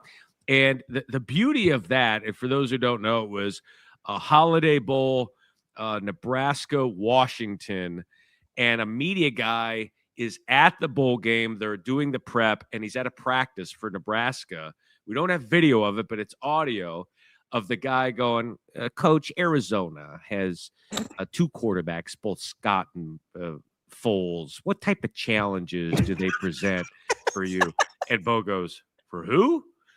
And Keith Mann in the background, the SID, goes, we're playing Washington. And the guy goes, oh, my bad. That was last year. And like, yeah, you're paid to go cover this bowl game. You have one job. Who are the teams, and get a story. And he's asking about the previous year's opponent. And so I think it was John Niatawa. I want to say it was him who texted us or emailed us, and he was at the bowl game and working for the World Herald at the time. He goes, guys, you're not going to believe this. Try and find the audio of this. The guy didn't know. I'm like, we found it, and it turned into like we filled 3 hours with it, probably daily. And so that's the best part about all of this is most of the stuff we get is alerts from other media members. Mitch Sherman will send us stuff. Sean Callahan, he might have been the one that sent us the October 4th, September 4th. I don't know, back in the day with J.J. Davis. Like, we have boots on the ground of like, dude, you'll love this. And they're 100% right. They all get the show. And so most of the work is done by people not named Schick and Nick, which is great. So especially most of the work is done by people not named Nick. Yes. Let's be clear. Yeah, let's be honest. Show starts at 8. When are you going to be there? 7:50, 9:30. All right, thanks. Matt, when you get here on Tuesday, I've got a great story for you about Nick. I'll tell you when you get here. But the last question I have for you. This is Schick and Nick 5. What are the percentage chances we get to Schick and Nick 30? That's a great one. I don't know. 30? Marquis Step in awe of an opposing team's number of tackles that one player had. That's another one. How many Schick and Nick live shows will we get to? We started the podcast during COVID, and then 2021 we said, let's do a live show. And now we're up to Schick and Nick 5. And last year, Nick and I were stunned. We always see kind of the same faces. Then we said, any first-timers here? And nearly everyone raised their hands. So it's just a cool opportunity to see. It's awesome to see the show grow. It's unfortunate that it's more popular now than it was when it was on the air, but we'll take it. It continues to compound interest, we think. So Schick and Nick 30. That would put me 25. I'm 61. I don't know what kind of. I don't know if we'll still be quoting Seinfeld at that time. I guess if we're still doing. Hey, you're gonna start talking to Joe Pa. Then you will.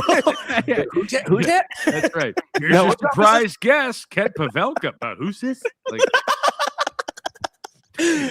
Schick, I gotta ask you before we let you go. You mentioned something there with all the people that send you stuff and like people that get the show, right? Like that, as somebody who does this now, like that's one of the most satisfying feelings, right? Of like people who understand you and what you're trying to do with the show. Like, how cool has it been just to see? I mean, you've talked about this on the pod before. This was a show that existed for 2 years, 15 years ago, and has this tail on it that some people, I think, don't even know that it was a radio show at one point. They just think it's a podcast now. Like, I guess just as a ton of the cool things you've done in your career, where does that kind of rate up for you of just like you've created this thing that people just really resonate with it and truly get on like a visceral level? Yeah, it's probably the best thing I've ever done and been a part of because of the community that it has created and people that it's I always do the Seinfeld comparison, not that it's on anything close to that level, but locally it is in that you reference things, word association goes back to you. It's like a separate community of people that speak a certain language, talk about the show. I mean, when you have people sending in videos, they're on vacation and they want to stop their vacation to do a cheers video about how they need to soak it all in. And then their little kids are correcting them as part of the script, which is perfect. And those who don't listen to the pod, you just need to understand what I'm talking about. Like, we're going to display one of these at the live show. We have a family that is there, like in Wisconsin, and the kid, it opens up with a 3-year-old kid going, "Make room for daddy." I'm like, this is unbelievable. And then the dad is like, "Oh, it's awesome to be here in Wisconsin." And the 12-year-old behind him goes, "Dad, you know we're in Minnesota, right?" He's like, "Oh, okay." I'm like, "Oh my God." Like, so, and that's all because Nick Baugh, after the first time he ever did Final Four coverage in San Antonio, went out on a rooftop, had a beer, and did sometimes you got to soak it in, did a cheers video. And he had no friends with him. Like, no one was there with him. He was there with all his close relatives. Like, no one was there, but he was celebrating his accomplishment, which he should. And it was a nice moment. It was sentimental. And then you have people doing it themselves and incorporating Wayne from Aurora, not knowing that it was Tommy Armstrong instead of Tommy Frazier in the studio with Matt Coatney on Big Red Reaction. Like, all of these things, you can't explain it, but it's awesome if you get it. And I actually typed in Schick and Nick the other day just to see what it would say. And ChatGPT spit out something like, if you like loose-based, sports content with humor, and inside jokes, this is for you. There are some that think the incessant laughing is much, and once they play something and laugh, it can get out of control. It's like, that's it. Like, that's totally it. I'm not going to argue. I'm not going to correct Wikipedia on that one. So it's a lot of fun. There are a lot of people that I've see online that are, they'll put on a Reddit page or something like looking for local Nebraska sports podcast to listen to. What should I do? And a lot of people will recommend Schick and Nick, and they'll say, but it's not really sports.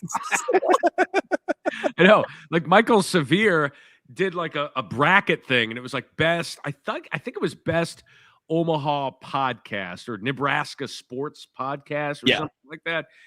And we won. And I look at them ourselves, and there's like 7 out of 10 shows like we talk sports for 10% of the time. But here, ChatGPT, here we go. It's essentially 2 longtime friends talking sports while trying to make each other laugh. That's great. That's what it is. There's clearly a loyal audience.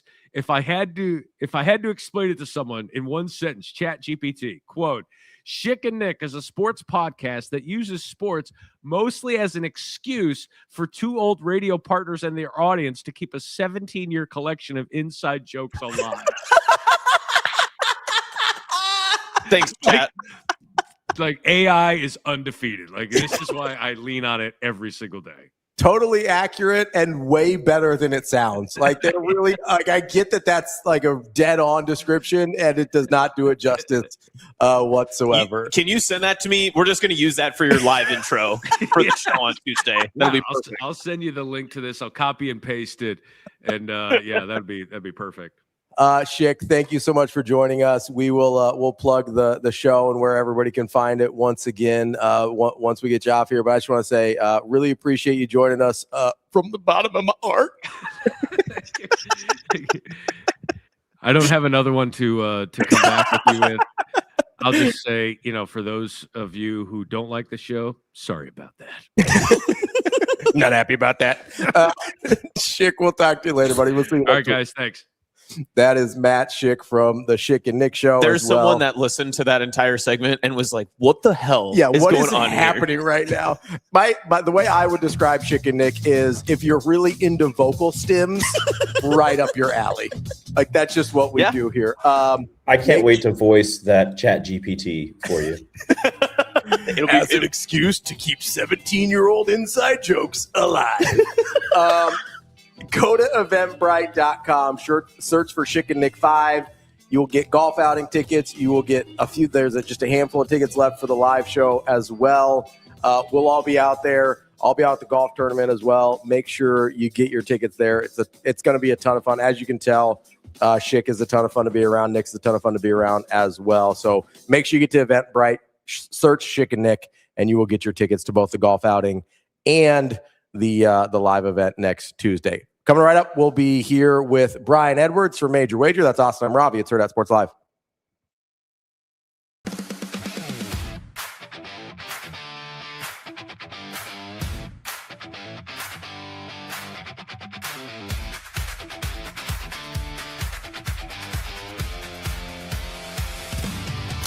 He's an elite student athlete, like all around. He's a competitor. He takes high school football more serious than I've ever seen a player do in all aspects. So whether that's film meetings with myself or Coach Utter, or bringing guys up to get extra reps in.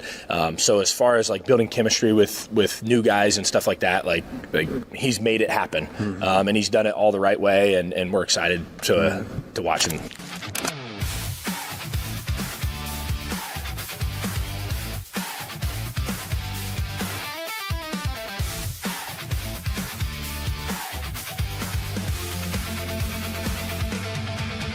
Your schedule is filling up. Get back to busy at Edwards Kia. Lease the 2027 Kia Seltos S starting at just $269 a month. Ready for every run on the calendar.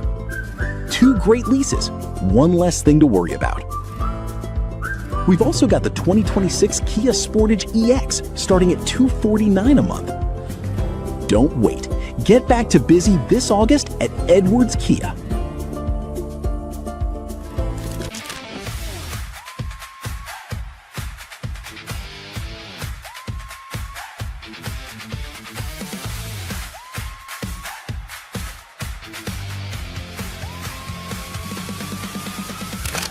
Sadly I have.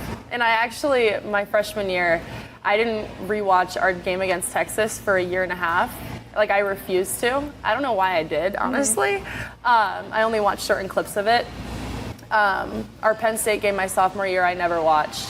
And then this past year, I did watch the Texas A&M game. Weirdly enough, I'm surprised I did. I actually think I specifically watched that set. And I was just still so upset about it, and I was like, maybe watching will help. I was getting my nails done, and I was like, I got nothing else to watch, might as well. So I did, but it's frustrating to watch. It sucks. But then of course, I can find the things that I did well, and then I can flip that into something positive and be like, okay, I got this kill, that was good. So it definitely sucks to watch. But yes, I have rewatched it. Yeah.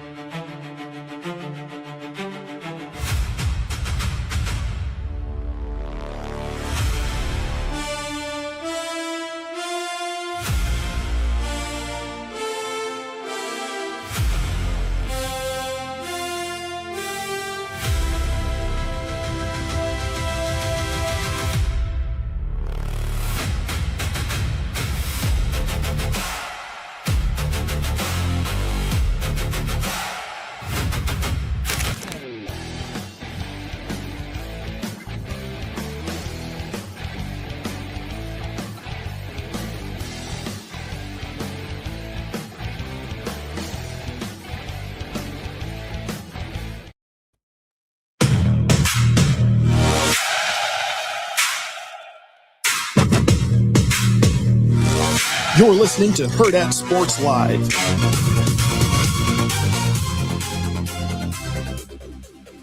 Welcome back, Hurrdat Sports Live. That's Austin. I'm Ravi here at Hurrdat Sports HQ. We are joined now by Groomsmen from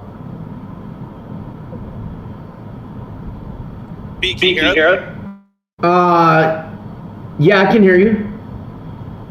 You good? Yeah, what's up, man? I think they're echo. I don't know if it's speaker or your side, but Let me switch something here. Okay. Is that better? Let's see. Test that. Oh, now I can't hear y'all. No. Maybe do the phone again like last week. Let's see what we can do. Sorry about that, B. Let's Shane. Let's take him out here. See if he can do the phone. I think it's the headphone. We're getting feedback with the headphones. Yeah, I think so too. Because that one we could hear on our end, which you guys, when it was echoing before, couldn't hear. Okay, yeah. So I think it's always tough. Might need to go phone there on that. That's all right. Until then. Yeah. I like the ACC talk, though. That was kind of nice. We don't really get to talk a whole lot of ACC. Did you see the chat got mad at you because they're like, oh, this is just so we can bring up Florida State? Yeah, listen, they're in the ACC. What do you want me to do? I didn't start there. I started Miami. Mm-hmm. I started SMU. And then, listen, Florida State's one of the stranger teams in the country. Yeah. Like, that's a valid question for anyone. But it's also one of the more volatile ones, too. That's what I mean, though. Yeah. Yeah, it's an incredibly volatile team. You're in a situation, and literally, if Mike Norvell had said, yes, he's the Alabama head coach right now, like that's a real thing. Same thing with, I'm glad Schick brought it up, same thing with Luke Fickell. If Luke Fickell had said, hey, screw Cincinnati, I don't need to coach a playoff game, like basically if he pulled a Lane Kiffin, he'd be the head coach of Notre Dame right now. Yeah. Where does that leave Marcus Freeman? Where does that leave Notre Dame? Like, is Luke Fickell the same guy at Notre Dame as he is as Wisconsin right now? Like this, we're having a whole different like sliding doors moment here. But I do think we have Brian back. Maybe. Yes. How we doing? Can you hear us? Yes. Good morning, gentlemen. How are you? Perfect. No echo. We love it here. I got to ask. Let's start off with the NFL because I'm curious here, and I've heard different philosophies on the NFL preseason. One philosophy is if you bet the NFL preseason, you're actually a degenerate. The other is true. If you bet that there are places where you can actually win in the NFL preseason because not as many people bet it. You've got maybe some advantages there if you know what you're talking about. Which side of that line do you fall on, B? Well, full disclosure, I am still a degenerate, but I do not bet on all-star games or preseason games. But yeah, I'm not that big of a degenerate. I don't want to have my money riding on fourth stringers in the fourth quarter that are not going to be on the roster during the season. Now, I don't know. I mean, if you feel like you have an advantage with the backup quarterback or something, like a first half bet or a first quarter bet, like you feel like whatever QB2 or QB3 is much better for Team A than Team B, I get it. But I stress enough about games all year. Well, not all year. I don't do baseball anymore, so I'm kind of in that little. I'm in my little 3 or 4 month stress-free zone, except for some UFC fights on Saturdays. I won't be in play until week 0. I mean, let's be honest here. We're really at this point. If you're betting on preseason football, you're betting on guys that are going to be working at their dad's insurance agency in like 4 weeks. Hey. Not Haynes King. I'm just saying, there's like a lot of those guys that, I mean, especially second halves early in preseason, like these guys will be hawking life insurance sooner rather than later. We have the same thought process. It just doesn't interest me. I mean, I look at the box score. I like to look at the box score to see how the rookies are playing or whatever. Don't get me wrong. I'll watch it, but you could not pay me to bet on that. Yeah, I didn't even watch last week, although the Haynes King highlights were pretty sweet on Twitter the next morning. You're goddamn right they were.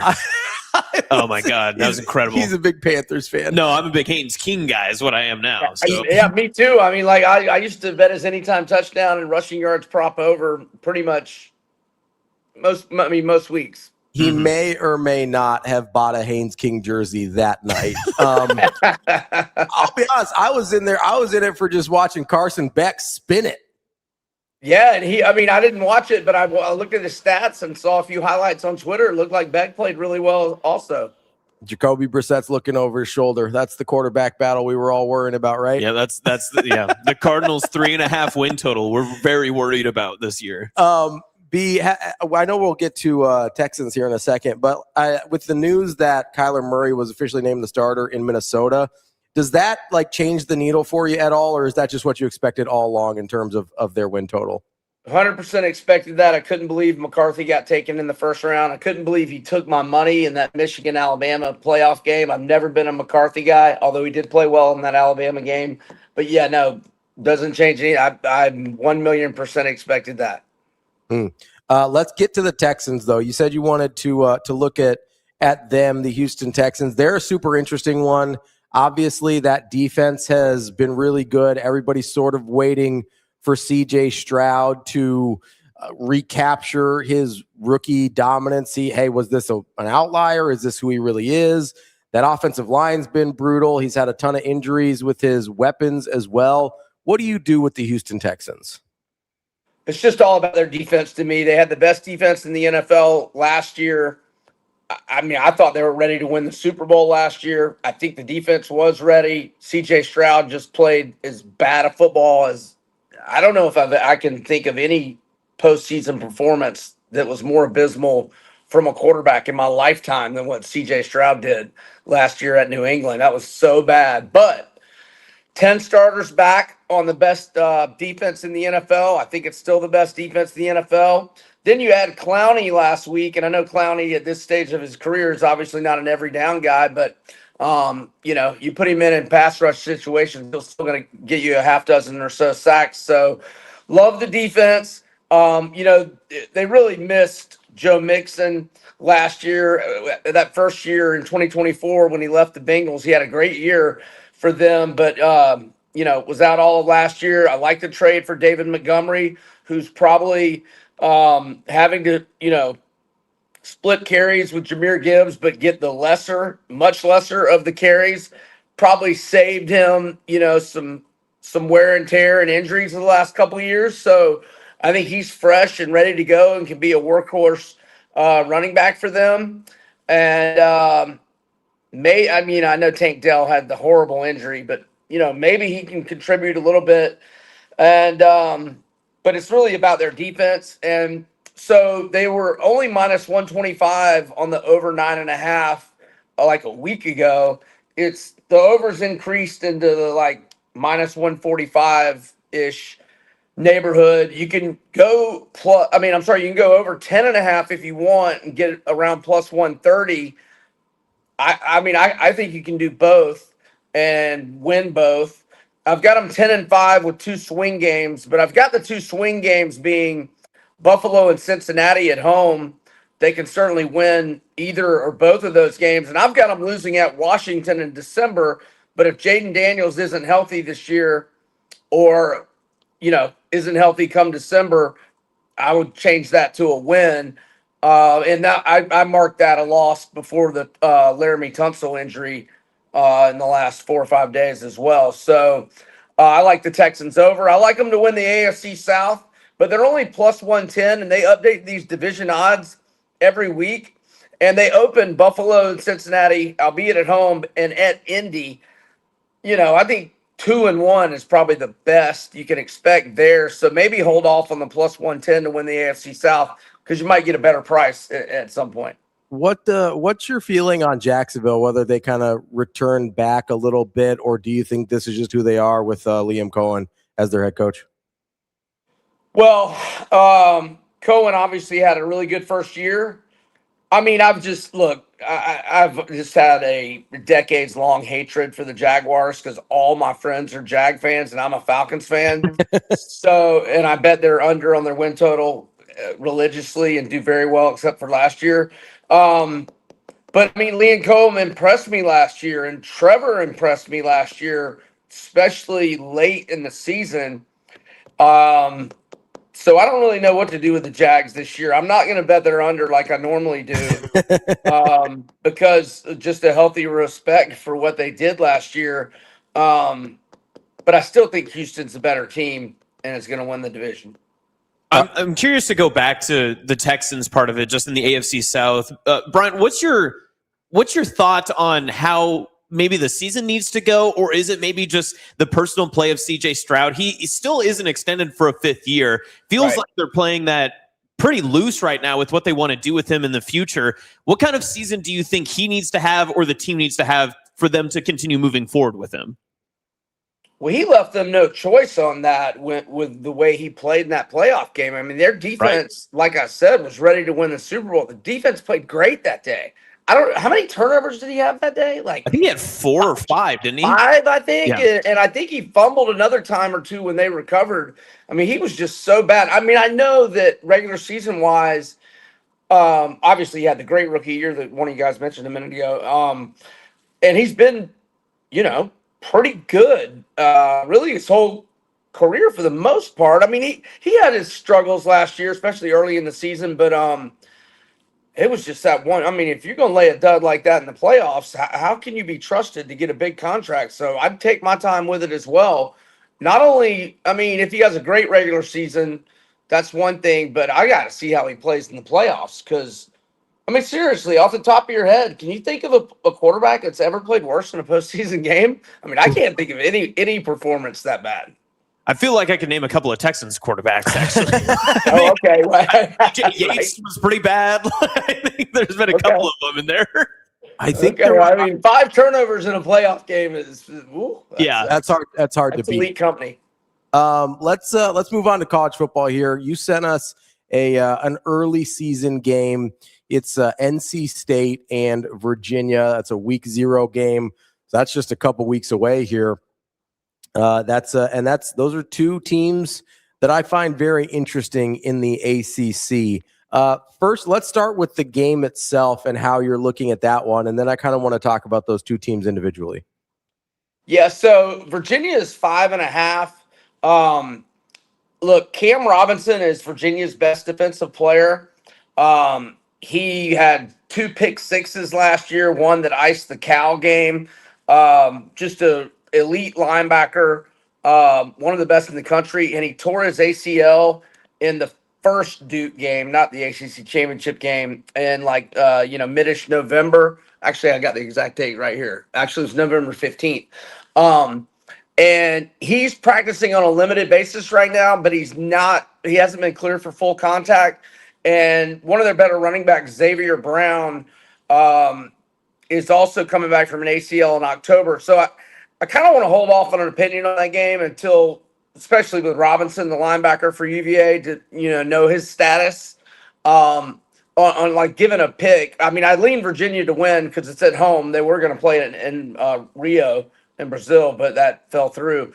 But I mean, I think I like Virginia to go over 7.5, but it's gotten pretty juicy. Now you can get plus money on 8.5.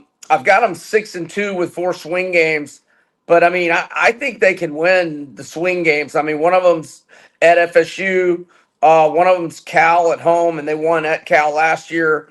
One of them is at Vatech, and the other being NC State, which I lean their way. So I kind of like Virginia over 8.5 at plus money. As for NC State, I like the quarterback. I like the quarterback a lot, but man, they got hit pretty hard, losing guys at the portal. A couple of their top receivers, they lost the stud tight end, but and they lost Hollywood Smothers. But I love CJ Bailey, so they could have a pretty good year as well. But their win total is 7.5, and it's a pass for me. So on Virginia, are you getting an alternate line on them? Because I've still got them at 7.5 on their win total on FanDuel. Yeah, 8.5 is being offered at DraftKings. Are you buying for better odds?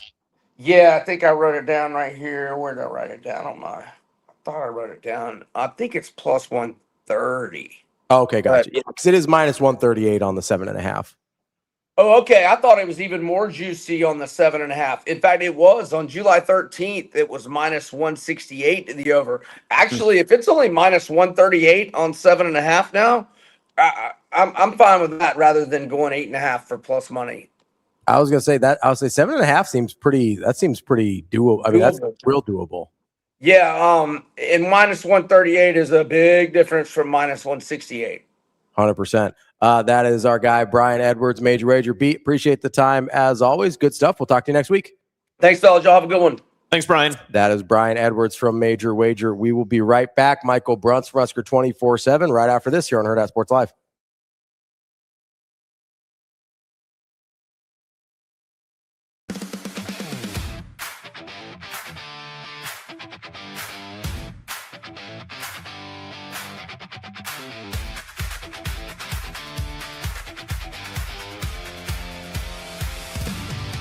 Your schedule is filling up. Get back to busy at Edwards Kia. Lease the 2027 Kia Seltos S starting at just $269 a month. Ready for every run on the calendar. 2 great leases, 1 less thing to worry about. We've also got the 2026 Kia Sportage EX starting at $249 a month. Don't wait. Get back to busy this August at Edwards Kia.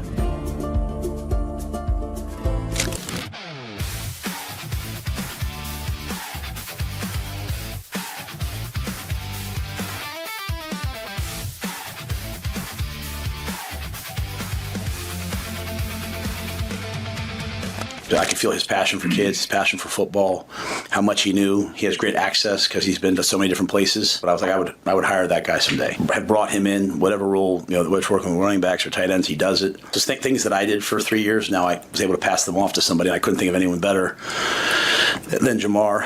And, obviously he's a dad. He has a son on the team. He's a high school coach. He has players on the team.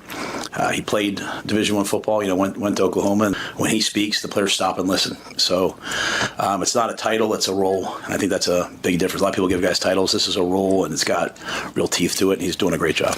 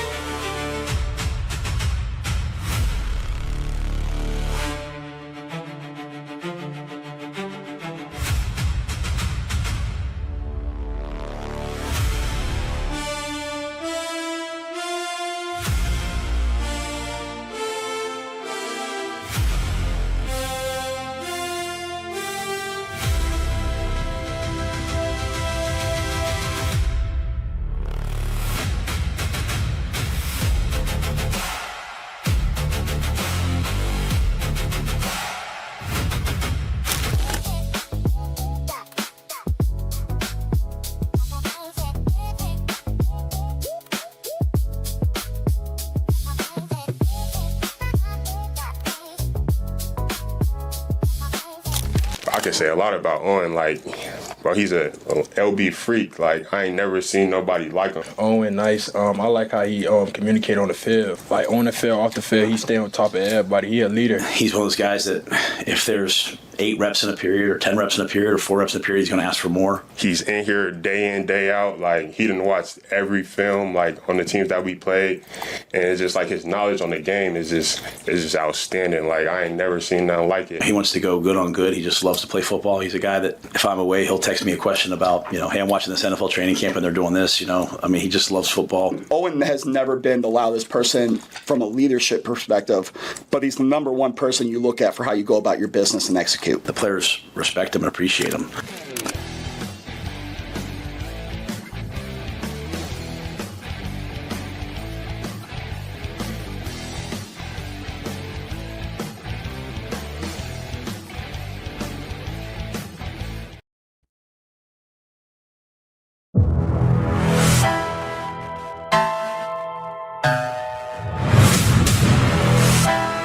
You're listening to Hurrdat Sports Live. Welcome back to Hurrdat Sports Live, presented by Next Gen Mail Medical. That's Austin. I'm Ravi here at Hurrdat Sports HQ. Reminding you, give our friends over at Next Gen a call, 402-614-9700. Look at that. Look at the coffee mug. We do a little. Oh, wait, that's the coffee mug. That's chicken. Look at that. Look at that right there. That mug's thick. Look at that thing thick. That's not quite. What? Oh, that's not how the you just drop mixed goes? two of them together. Oh, shoot. Sorry. Give them a call, 402-614-9700. They will help you get you feeling your best, whether you're, training for half Ironmans like my guy over here. I got it right this time. Yeah. I don't want stolen valor, I appreciate that. No, I appreciate the correction. I don't want someone, because someone inevitably would come out of the woodworks and just be like, he didn't actually. It was a half. I don't. Stolen valor is not. I didn't do the full thing. So. No, I just need you to keep saying a full half Ironman. A full half. It was because you finished the half Ironman. Yeah, I finished the full half of an Ironman. Yeah, exactly. So it's not wrong.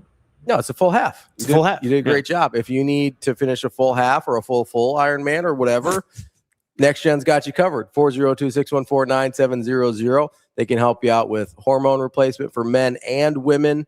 It's not just, I know it says Next Gen Male Medical in the title, but they can help you out with women with their hormones as well, men and women with weight loss, the peptides also. They've got you covered no matter what you need to get feeling your best. Next Gen has you covered. 402-614-9700. We'll be getting to Michael Bruntz. He's right here. Right now. Oh, sorry, you just came out of nowhere. Michael Bruntz, Husker 24/7. What's up, buddy? How are you? Surprise. How's it going? Hat today. Excellent hat today. I like it. It's a Is good that choice. Cal Bears? Cal Bears, yeah. There you go. Very nice. Yep. Good pick. I thought it was more like a beer brewery or something like that. I didn't recognize the Cal. Traditional ACC power Cal Bears. Yeah, I love the Cal Stanford ACC rivalry games. Those are my favorite.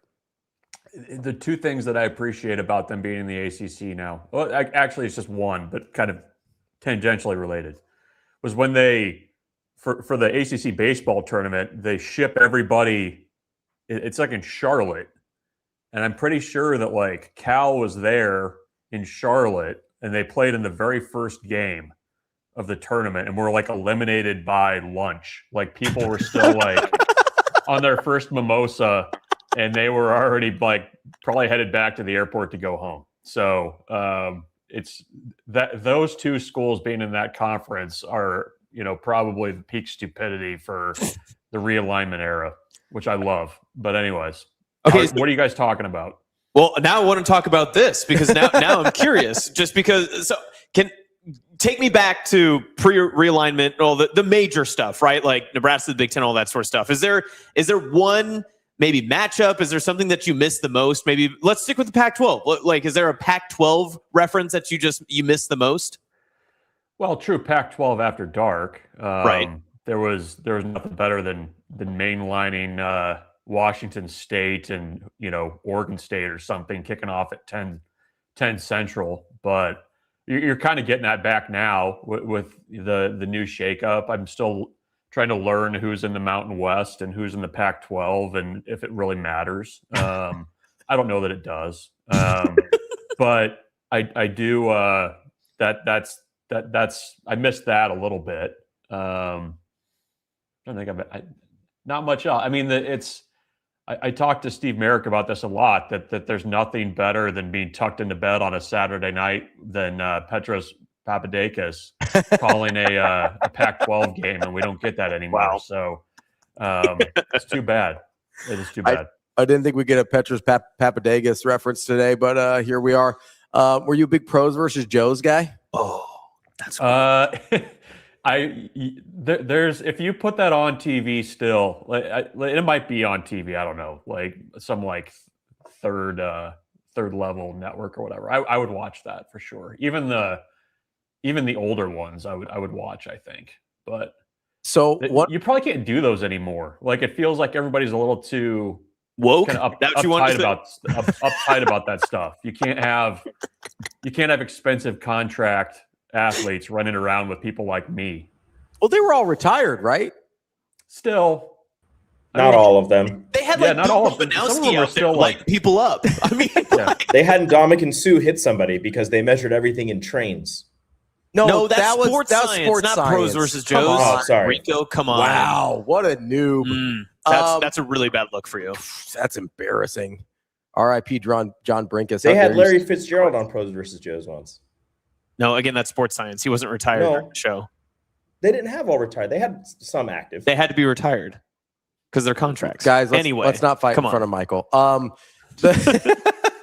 Well, I'm looking now. So Bruntz, it popped up on my algorithm on like TikTok the other day, and one of the actual, I think it was in the finals, one of the actual competitions wasn't to get a hit off of John Rocker. It was to fight him after he threw a pitch at you. You had to avoid getting hit by the pitch and then charge the mound and get John Rocker out of the circle. That was the challenge, was to fight John Rocker. It was incredible. That's American Gladiators, isn't it? It was basically American Gladiators. I'm looking at it now. Oh, you know who was on this, Ravi? Who? Apparently, Bo Jackson made an appearance on Pros versus Joes at Michael, some point. Don't do this. It was probably as long as his appearance. The magic words. It's incredible. Stop it! Stop it! Get some help. Did he rush for more yards on Pros versus Joes than he did for the Raiders? Yeah, I think he won the whole thing. And he ran over the Boz. Yeah. At the same time. Dennis Rodman was in it. I remember Dennis Rodman being in there. It says mostly retired, but Bill Goldberg was still wrestling, but they used him as NFL. Oh, so that was Larry Fitzgerald? I'm just interesting. Interesting. That's fine. That's fine. Actually, Bill Goldberg was in the one that I was watching the other day. He was lighting people up as a linebacker. I love that. Morton Anderson was involved. So, I mean, he's probably still playing, right? I think Martin Anderson will be active until just the day he leaves this mortal coil. Yeah. Likely. Yeah. I did like the one with I think they had Jerry Rice like cooking people on routes too. For sure. And he was like 60. Yeah. And he's just like, boom, got him. You can't be putting normal ass people against Jerry Rice at cornerback. That's just not going to work. Like, in what scenario do you have any chance to survive against Jerry Rice? They had angry ass Herschel Walker on the show. Angry ass. That's good. Do you have a former Bronco you'd like to see on a Pros versus Joes? They revive it. You get a Bronco. Who do you want? Steve Atwater. Oh my God. I want Steve Atwater at an Oklahoma drill against Steve 60, Atwater. just lighting dudes up. He would decapitate someone, Bruntz. Some guy in middle management's out there trying to run an Oklahoma drill against Steve Atwater. That's what I want. Yeah, and they'd have to cancel the show because he'd never walk again. That's what waivers are for.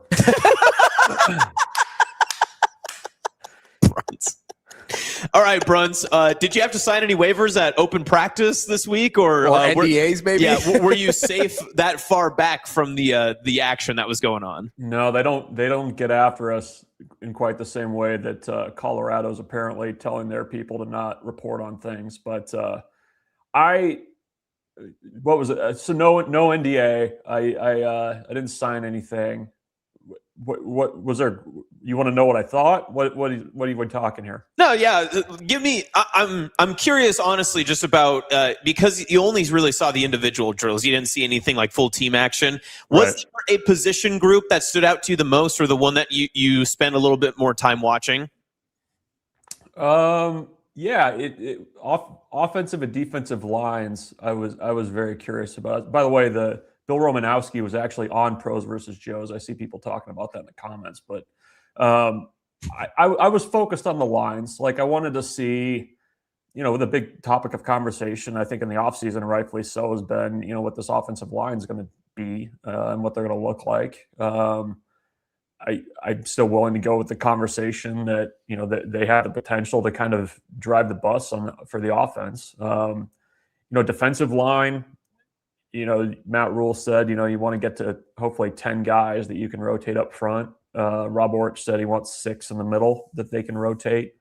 And that group's interesting just because it's kind of a collection of different body types and guys are different sizes, stuff like that, you're going to have to find guys to step into new roles and guys that are going to be counted on more than they have been previously. You're going to need the 2 transfer portal additions in Whittington and Stoudemire to be, guys that matter for you this year. And I kind of was watching those 2 groups with some interest and just kind of see them, how that looks. I mean, and we're not going to know obviously until you actually get some more hitting and probably with at least the defensive line. I think probably until they roll the ball out there on September 5th. But it is a better looking group and like a more physically imposing group from both of those position groups that I can remember in quite a while, especially on offense. Like you've got the guys that you assume are the starting five. I think Gunnar Gatula is right there in the mix at either tackle or guard. He can kind of play both. I think that offensive line though has the potential to really be something, because I like the portal additions that they made. I have a lot of respect for what Justin Evans is as a center and what he can do. And so I was kind of spending my time mostly there. Bruntz, you mentioned 6 guys in the middle. I think it's pretty easy to get to the first 4: Van Poppel, Whittington, Lefotu, and probably Stodmeyer. Where do you look for the other 2 there on the defensive side? Yeah, I mean, it's going to be somebody, that we really haven't seen yet. I mean, is it Tyson Terry coming off of his knee stuff last year? He definitely looks the part of a guy that could potentially help. We'll see if he's ready. David Hopkins, another guy that's, it really put on a lot of weight. We'll see if he's ready to go. Gabe Moore, I mean, it's a lot of guys that you've kind of either seen or been around the program a little bit, but you're going to need somebody to show that they're ready. And it also might be a situation too where, you're kind of getting a look at some guys early in the season to see, is there somebody that can help you and give you, let's say, 10 good snaps a game? Like, is there somebody that's kind of that third man in the rotation who can do that? Dylan Berryman's another guy that, has certainly gotten a lot of attention for just how big he is. He looks like a guy that is going to be really tough to move. But is he ready to go and play against FBS linemen right out of the gates? We'll see. But I think that's the thing, is at least you have guys who have body types and the size that I think can kind of stand in there and eat blocks and kind of keep the front clean for the linebackers, because that's the thing, is like, you're going to just need to be so much better up front, because I think they also have the linebacker talent that they can kind of clean things up behind them as long as the defensive line's dialed in and playing well. Bruntz, last year at the cornerback spot, there were plenty of times that Sierra Wright just wasn't purely tested at all. Do you think that Andrew Marshall is going to garner that same respect from different offenses that he will face, and they'll just try to attack more of the cornerback twos or inside slots like we had seen last year? Or do you think that it'll be more balanced because maybe Marshall doesn't have the same rapport that Sierra Wright had coming into the camp that he was at last year? Yeah, and Wright's kind of an interesting case too, because I mean he was at corner and then he had to move into nickel, and was kind of moved around in that way. I think Marshall's probably going to have to earn it a little bit. I mean, I think there's a lot of people around here that feel pretty good about him, and he's certainly earned that respect. But does he have it? Does he have it nationally? Has he put it on tape enough? We'll see. I do think as we've kind of gotten them, we're a week into camp now. I do feel like, on the other side, I think Jeremiah Charles is having a great start to fall camp. When you kind of talk about guys who, are third, fourth year in the program where things kind of start clicking for him. I know in his situation, there was a stomach or esophageal issue that he was having to deal with that kept him from keeping weight on. And they feel like they've got that kind of figured out. So, is that going to, are they going to kind of go more towards that side? Are opponents going to go more there? Are they going to test Marshall? I mean, I think Marshall probably needs to show it a little bit more to kind of get to that Sierra Wright type level of respect. But, it's also going to be a little bit of a different scheme that they're running this year, with coverage, with a little bit more quarters. So we'll see how that affects things too. Bruntz, as you're kind of going through this, obviously you got to see a little bit yesterday, not a ton, but as you're talking to people, hearing things on the defensive side of the ball, is there a guy that you think we are maybe not giving enough attention to right now that might play a factor this year? I don't know that his name comes up as much as it should. He's been he's been there all spring. The coaches have been talking about him back to the bowl game, but Jameer Khan is going to be a really important piece of that secondary in that move to safety. And, there's a lot of focus on McDougal, obviously, because he's followed, Rob Orich and is familiar with the defense. But I think Jameer Khan, and the fact that he's played corner, he could play nickel, they've got him at safety now. I mean, I think that's a guy you need to kind of file away, because if he's out there to start, it should not come as a surprise. Like, he's a guy that Rob Orich has liked going back to before he was even coaching the defense and was just kind of seeing everybody move around and that kind of thing. So I think he's one. I think defensively, the other guy that maybe we're not talking enough about is Dexter Foster. He's, there's going to be a lot of transfers coming in who are going to play big roles on this team this year. And he's definitely in that 3-man rotation with Chambliss, Shavers, and then himself. But I think he's the type of linebacker that Rob Orich really likes in this defense. He's bigger. He's like 235. He runs really well. I know going back to his time coming out of high school, he was right around 200 pounds. But the thing was, he was a physical player, and he can get sideline to sideline in a hurry. And I think as long as he can stay healthy, because that's been one thing he's kind of battled at times during his career, he's going to be an important piece in that 3-man linebacker rotation that they've got. Hopefully they can get to 4 or 5 or whatever. But, I think he's probably a little bit of a lost guy in some ways in the transfer portal class, because there is so much focus on the offensive lines and what Chambliss has done and the importance there. But I think he's also a guy to kind of file away.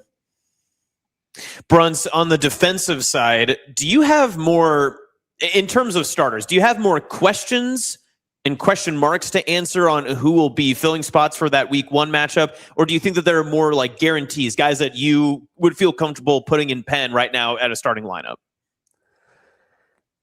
Yeah, I think it's hard. And I think like the group, that if you're going to say we're going to pick our starters from this pool of 8 guys, like, I think you can probably get to that group of 8 fairly easy. But then is it Waneri out there first? Is it Cam Linhart? Is it Cade Petchock? I mean, I feel like that's pretty close. And I feel like, that group in particular is going to, a lot of guys are going to play. So, I think it's safe in the secondary. I think you generally kind of know the 5 guys that it's probably going to be. Linebacker, you probably know that same pool of guys. It's just a matter of who's out there first. So the only one that's really kind of in question, I guess, in my mind, is that corner spot opposite of Marshall. And I feel like if you were playing Ohio today, it's probably Jeremiah Charles's job. So we'll see if that holds, but. I think defensively, you kind of know who your contributors are likely going to be. Who's actually out there for the first snap. That might be a little bit in question, I guess, especially up front. Ron, switching over to the offensive side of the ball, how close do you think the competition is to be the starting running back? I think it's pretty close. I think I take Matt Rule at his word that first week or so has been just kind of trying to figure out where guys are able to excel, what they're able to do and execute, and kind of what situations they can trust guys in. Like, is Quentin Ives going to be your short yardage back? Like, I think they kind of thought he will be. Is Jamal Rule ready in pass protection on 3rd down if he has to go in there? Are Mekhi Nelson and Isaiah Mosey ready for a larger workload and more consistent snaps? What are you getting from Tyke Hayes? I mean, that's the thing too.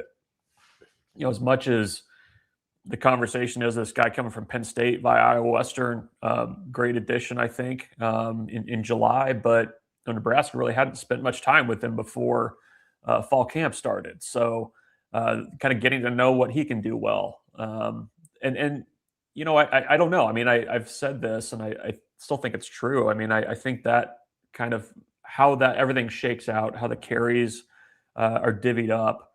I think there's the potential where that carries a couple games into the season, and you kind of see who can do it when the lights come on, and who's comfortable doing what. And I mean, it's the total coaching cliche, but who makes mistakes in week 1 and corrects them properly going into week 2 and beyond. So I think I think there's still a lot to kind of be determined there in kind of how everything shakes out. I don't think there's a lot of concern within the coaching staff over there that they don't have guys who can do it. I think it's just a matter of kind of figuring out where everybody fits and into what they want to do. Bruntz, I know you say it a little bit there, but I want to dig a little bit more on that too. Do you see the running back room through all the 12 games? Do you think it's closer to being a true rotation where, guys are spelling each other? Or do you think the running back room is more situational, like you suggested, where each running back has an individual role and you hope that each running back excels in that role? Yeah, I mean, I think if it's truly situational, I think that would kind of go against maybe what this staff has said they want and the way they maybe done things in the past. Like, I think they, in their ideal, would like to get to a place where their first guy, whoever it is 20 carries a game. Next guy's 12-ish, and then you've got somebody that's maybe a little bit more situational, or using them in very specific looks. The short yardage guy, if there's somebody that maybe is better on third down, maybe you go that direction with another guy. So it's going to be a rotation, I think, by the time the dust settles. It's just a matter of, can the guy that's going to be the 20 carry guy, can he be a 20 carry guy? Can the guy that's doing 12, can he do 12? And can he run everything? So I mean, I think, I don't know if that's truly a rotation. I mean, I guess it is, but I don't think it's going to be so situational. Although you do have guys that I feel like their skill sets and maybe what we perceive as their strengths from the outside lend themselves to being able to, being like a third down back, something like that.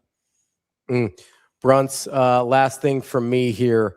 If you had another opportunity to see an open practice and it wasn't just individual drills or anything like that, what type of activity would you sign up for if you only got 20 minutes?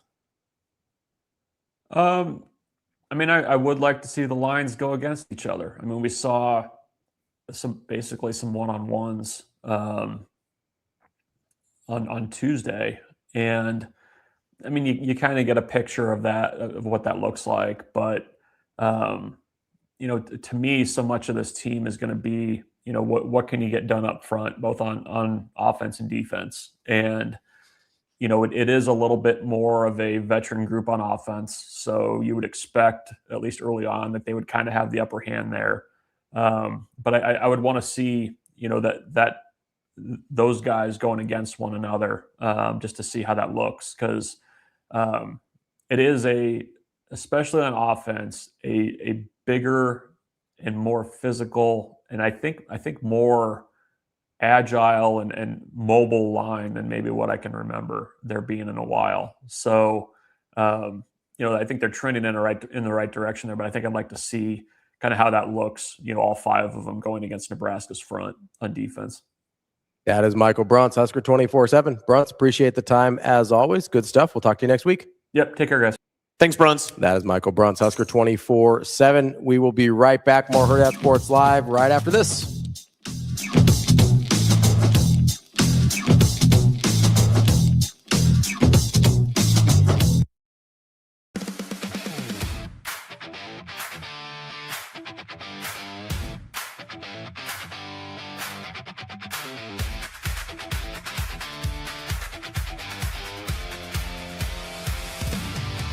Your schedule is filling up. Get back to busy at Edwards Kia. Lease the 2027 Kia Seltos S starting at just $269 a month. Ready for every run on the calendar. 2 great leases, 1 less thing to worry about. We've also got the 2026 Kia Sportage EX starting at $249 a month. Don't wait. Get back to busy this August at Edwards Kia.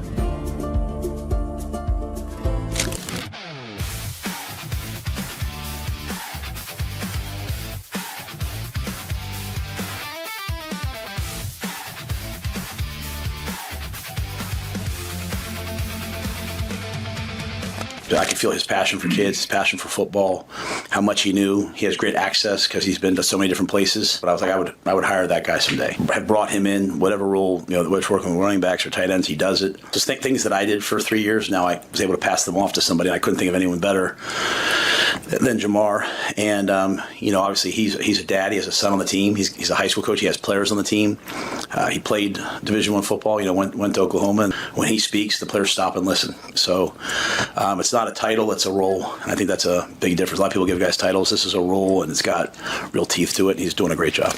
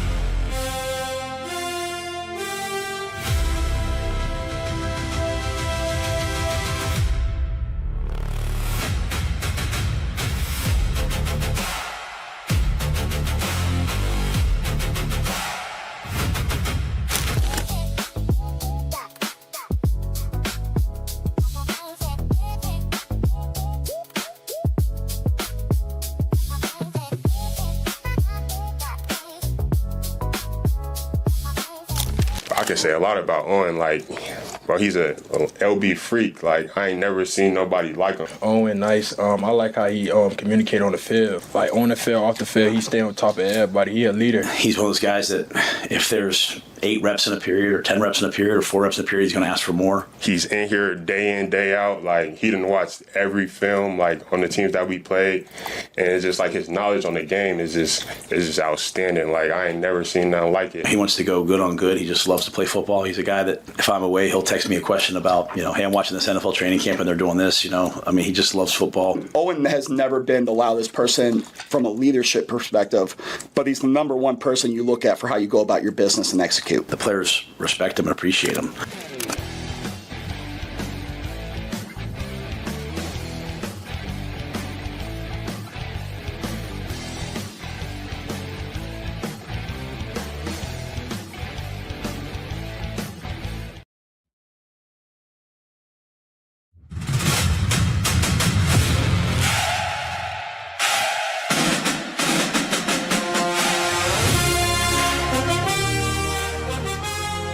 You're listening to Hurrdat Sports Live. Welcome back, Hurrdat Sports Live. That's Austin. I'm Ravi here at Hurrdat Sports HQ, reminding you to head out to UnionOmaha.com to get your tickets for the August 16 matchup, Union Omaha versus the Richmond Kickers, aptly named for a soccer team. It is 6 p.m. Sunday, August 16th at Morrison Stadium. It is also Pride Night, so make sure you get your tickets to Union Omaha, UnionOmaha.com to purchase those tickets today. To this day. Austin, I have a question here. So Please. You've been eating breakfast during the show, during breaks, stuff like that. Yeah. Do I smell? No, I'm just curious. You left a food item untouched here. The banana? Yeah, I'm kind of. What's wrong with the banana? It's a little bruised. It's a little beat up. What happened here? I pulled it off the vine, and I'm gonna be honest. That looks more. Can I see this? Yeah. That looks more than bruised. That's pretty aggressive. I don't know what happened there. We're full mush at this point. Yeah. Here, I'll peel it right now. Yeah, let's see what we got here. Let's see Austin's banana live on stream here. It's not often you get a banana reveal live in Omaha. Is the bruised part? That's not bad. It's a little mush. That's not bad. I'd eat that. Austin, why are you beating your banana? I'm not beating the banana. He's peeling the banana. Come on, that's man. a stretch. That's what a are you stretch. doing? That's like saying Larry Fitzgerald was on Pros vs. Joes. You can't just make things dirty. Just make them dirty, Rico. Come on, man. I'm not. You said it's more than bruised. It's beaten. It's his banana. I didn't say beaten. I said mushy. See, how dare you? I think it's okay. I'm going to attempt that later, but we got to fold it back up because God knows I'm not getting screenshotted eating banana on this show. What do you mean? Don't worry. I'll put the camera on Ravi. I promise. No, you won't. I can see it right here. I know what you're going to do because I used to sit there. See? Wow, look at that. Rico is not trustworthy. Not trustworthy at all. Oh, he stuck a bite. Yep. He That's right. stuck You a missed bite. it. I was watching. I didn't do it. I told you I wouldn't. Meanwhile, you were trying to choke the chicken, huh? No, I was just he was leaning a little bit because I squeezed him earlier. That's good. During the middle of the show? I did. Yeah, that's right. No, I remember. And the camera was focused on It's Austin. our topic change, chicken. Yeah, it's our. Speaking of which, topic change. You had a question for me during the break. I did, and I wanted to ask Bruntz this, but I wanted to make sure that I had the stats correct too. So last year, average-ish, Nebraska's receivers had about 2,000 receiving yards in total, right? Between Isaiah, Ja'Cory, Cortez Mills, Clark, and so on and so forth. Do you think that there is a higher probability of Nebraska football this season having a 1,000-yard rusher individually or a 1,000-yard receiver individually? Oh, that's an interesting question because I view both rooms. I don't see the rooms that way. I don't think. In fact, if I gave you a third option and said that neither would be possible, you would take that as a negative. But I don't think that it necessarily means that. My out of those three options, wide receiver, running back, or neither, I'd probably go neither.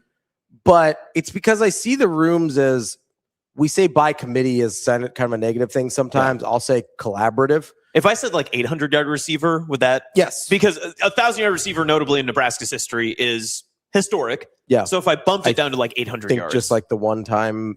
Did Trey get there? Trey and Stanley? I think. Did Stanley get there? I thought he got 1,000. Did he not? Maybe. So maybe it's just Trey and Stanley. Yeah. But it's not a long list. Right. I would 800. I feel pretty comfortable for. I'd say both. I think. Oh. If you gave me 800, I think I'd go yes on both. Really? Yeah, I see. So you're that confident in an individual running back getting 1,000? So I don't know if I'm that confident, but I wouldn't bet against it. Like I think there will be a committee or by committee sense to both rooms. I have been very high on the Mosey train. Obviously, he looks like an every down back to me. Like he looks like a guy that if somebody's gonna get 15 to 18 carries a game, it's probably him. I wouldn't be surprised if that leaves. We moved from Mackay, who got the bulk of the bowl game reps and a lot of those. Yeah, I think. And he was kind of their first call a lot of times when EJ needed a spell that they would put Mackay in. Now, a lot of that I think last year was because Mosey had just switched positions. Fair point. But I think I look at Mosey. I think he's a little. I don't know. Like I was watching some of the clips that Avery had from yesterday because she was going through a bunch of stuff on her phone and her computer that she hadn't had a chance to either upload to the accounts yet or just maybe won't use. And so we were kind of watching the running backs a little bit. And like, I don't know, Mosey just has that look to me. Like he just has a look of a guy that like, not like an EJ workhorse back in that sense where you're getting, 20, 25 carries a game, but I wouldn't be surprised if Mosey leads the team in carries or leads the team in rushing. Now, it is entirely possible that Mosey and Nelson are about dead even, and they both end up with 650 or 700 yards, and that keeps you from that $800 benchmark. But I honestly would not be shocked if Isaiah Mosey has 800 yards rushing. So if 800 for both is what you're saying now? I mean both wide receiver and running back, gotcha. not both Mackay Nelson and Mosey. Yeah, okay. I think. If I had to choose, I would probably say either Isaiah Hunter or Quasi Gilmore would be the 800-yard receiver for the wide receivers. And then I think rusher, it wouldn't surprise me if either of them did this, but I would bet on Mosey being an 800-yard rusher for the running back. I think 800 is more realistic. And I wonder if the Nebraska staff is worried about that type of statistical output. Like I wonder what type of weight they put on saying, hey, if the end of the year we have a guy that has this many yards, or if maybe they're just worried about it more in the aggregate. Like last year, they knew that Emmett was probably going to be more the bell cow because they obviously knew a little bit better than we did, and they figured it out later on in the season too. I would argue they didn't plan on going into the season that way. I think EJ's forced their hand. Okay. Yeah, I that's think fair. they planned on using the other guys more than they ended up using them because EJ was just like, hey, I'm not tired. I can do this. Like, give me the ball. And I don't know that they thought EJ was going to be that good. Yeah. I mean, I think they thought, hey, he's going to have a good year. But he had 1,400 yards. And you think if you told them at the beginning of last year, hey, Emmett Johnson gets 1,400 rushing yards, that they would say, oh, wow, we must have went X, Y, or Z. No, I don't think so. I think they would probably look at the room as a whole and say, hey, because famously, as a team, they didn't rush the ball that well. Yes, it was right. just Emmett. Mm-hmm. And so a lot of that has to do with the lack of a quarterback run game, things like that. But I think they would look at it more as, okay, we get X total rushing yards for the season or rushing yards per game or maybe even yards per carry and say, hey, this is a number that we're looking for as opposed to, hey, if we can get this guy to 800 yards or this guy to 1,000 yards. I think it's more a holistic approach of this is what we want our running game to look like. And doing that, I would guess they probably do it by game and by carry in terms of what their goals are and thinking if we can average X yards per carry and X yards per game, we'll be in really good shape moving forward for the season. I think they'd like to be much closer because I think last year they were in the 140, 150 range per game as a team. That's off the top of my head. I don't remember. I think they'd like to be closer to 180, 200. Yeah. EJ as an Emmett. Yes, Avery.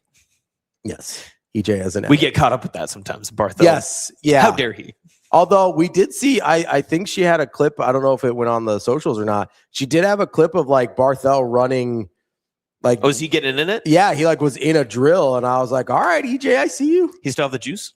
Oh, look, listen, he looks like he could go for 3 carries. So on what you're saying too, last year all of Nebraska's quarterbacks combined averaged for 11.2 yards per completion, while the entirety of all runners, that includes quarterbacks, yards lost, that sort of stuff, was 4.4 yards per attempt. So.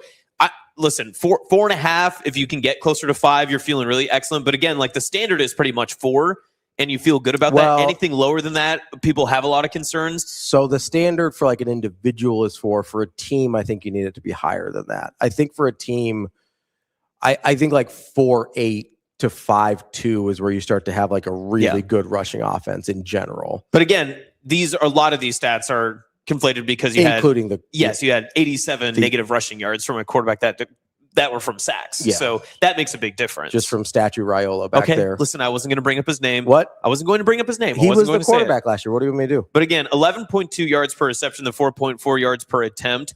So again, just to go back to the original base format, you're taking, so if it was 800 and 800 yards rushing for one running back, 800 yards receiving for one receiver.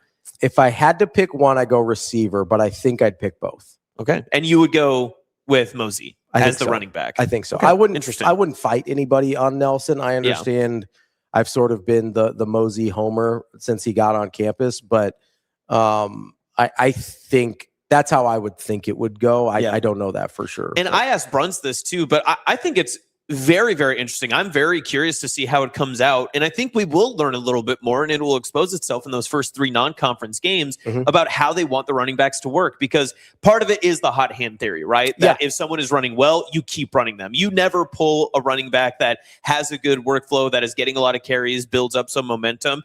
But if you have situational backs and you have guys that you say, hey, when it's 3rd and 3, we've got Quentin Ives. And when it's goal line, we're going to use Jamal Rule. And when it's, 3rd down and 11, we're going to put Mosey. And Mekhi Nelson is our 1st and 2nd down back. Something along those lines. I don't know that works, in my opinion. And especially the way I had the chance to go back through and go literal drive by drive on all of their scoring touchdowns, on all their longest drives, all that sort of stuff.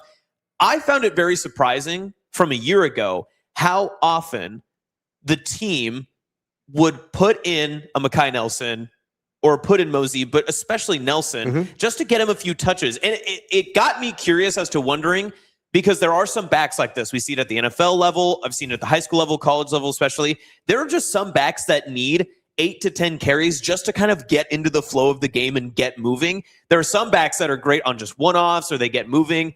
But I wonder if Mekhi Nelson's one of those he needs at least 15 touches to kind of get into not the flow of the game, but just to get his feet moving underneath him, get into a comfortability with where the game is going, and also to understand what style of back he needs to be for that game to have the most success. Yeah, that's what partly what I was going to say. Like I'm curious to find out what type of backs they have in terms of certain guys. Kind of, I think DB uses the term like they need to get up into a lather a little bit. Like they need to get several carries, several series in a row to feel like they are in the flow of the game and they understand how the defense is moving, and to kind of see things a little bit better.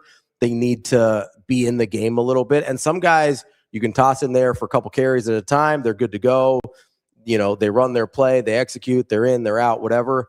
I'm curious to see what type of backs Nebraska has in that sense, in who can get into the flow of the game with just a couple carries versus needing, hey, if I don't get 15 touches in a game, I have a really hard time finding it within that individual game. So there are a lot of things I'm curious about with this running back room. I like the talent a lot. I like the room a lot. Yeah. And we've never denied that. Like, that's something that you've been strong about. I am very interested to see what it looks like. Just because I like the room and the talent doesn't mean I don't still have questions in terms of the practicality of the situation, right? Because I do think running back by committee is kind of hard to execute, right?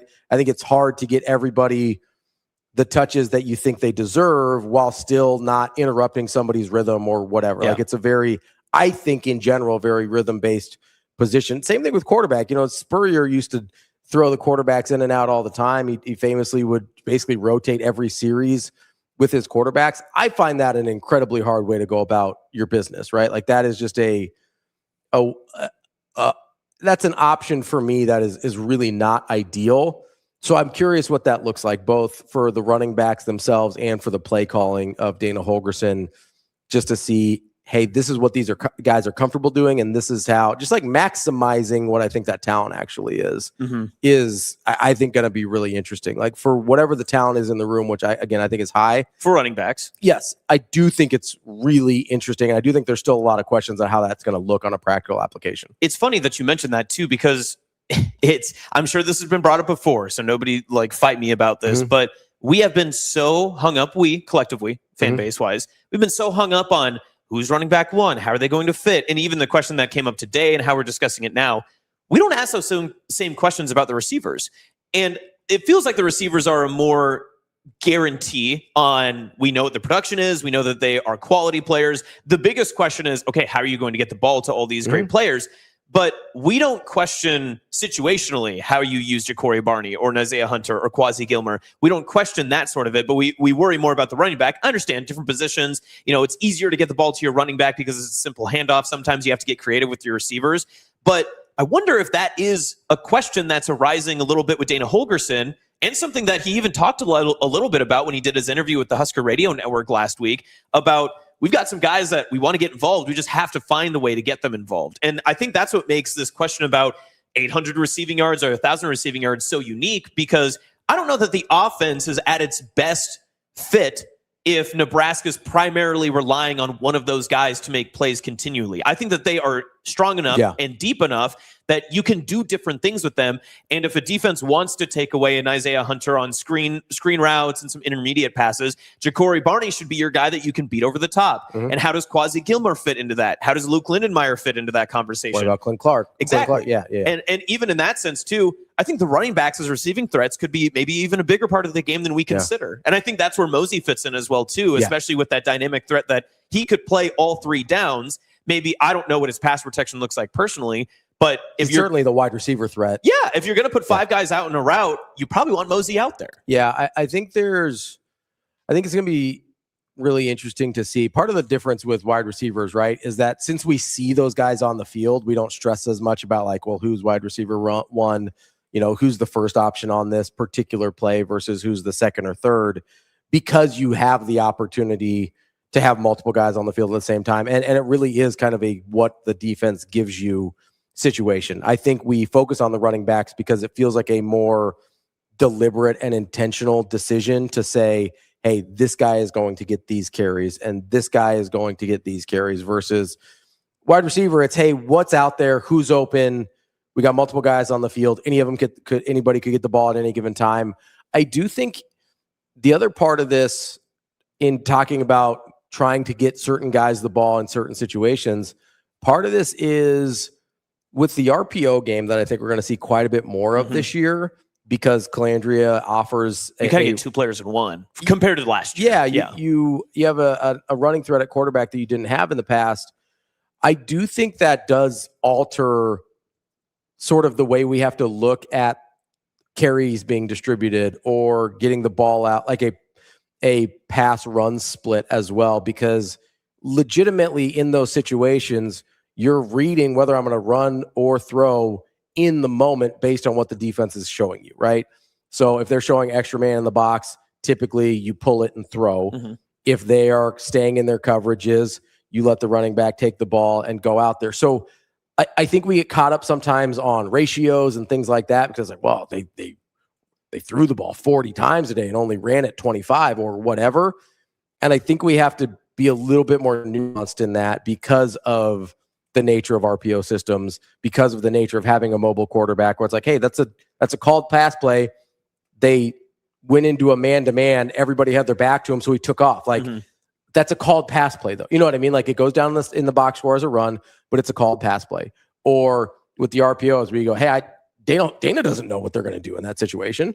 Dana knows what the options are, but he doesn't know. Calandria doesn't know in that situation until he reads the defense whether that's a run or a pass play. So I think sometimes we get a little too caught up in those types of numbers. I think focusing on touches is a much better way to go about this. But I also think, and again, I'm not trying to hate on the previous quarterback who shall not be named. A lot of this I think is going to look really different, because I do think Dylan was changing a lot of plays at the line of scrimmage. Yeah, and I think that was something we noted. Not just this isn't, hindsight 2020. No, we talked about this last year. We talked about it in post games. There were multiple times that it felt like you and I were watching a game. We're just like, man, that just does not feel like the flow of the play style that they were going for. Remember what we talked about all the time last year, where it's like, hey, first drive of the game looks awesome. First drive of the second half looks awesome, because those are scripted. Right? And you don't change. You know what they're likely to line up in. They're not going to give you looks that you didn't practice against. You literally practice those scripts during the week. Those are the plays that are being called. I think a lot of times when the offense looked disjointed, it was because the plays were getting changed at the line of scrimmage. And listen, they gave Dylan that freedom. So this is not entirely on him, right? But I do think he overused that freedom trying to get into the perfect play. It's the same thing we talked about with defense earlier this week, right? It's not about getting into the perfect play. It's about executing the routine plays perfectly, right? Dana Holgerson talked about this ad nauseum last year. He's talked about it already this year. It's like, hey, just make the routine plays. DB says it all the time. Hey, play catch. Can you play catch?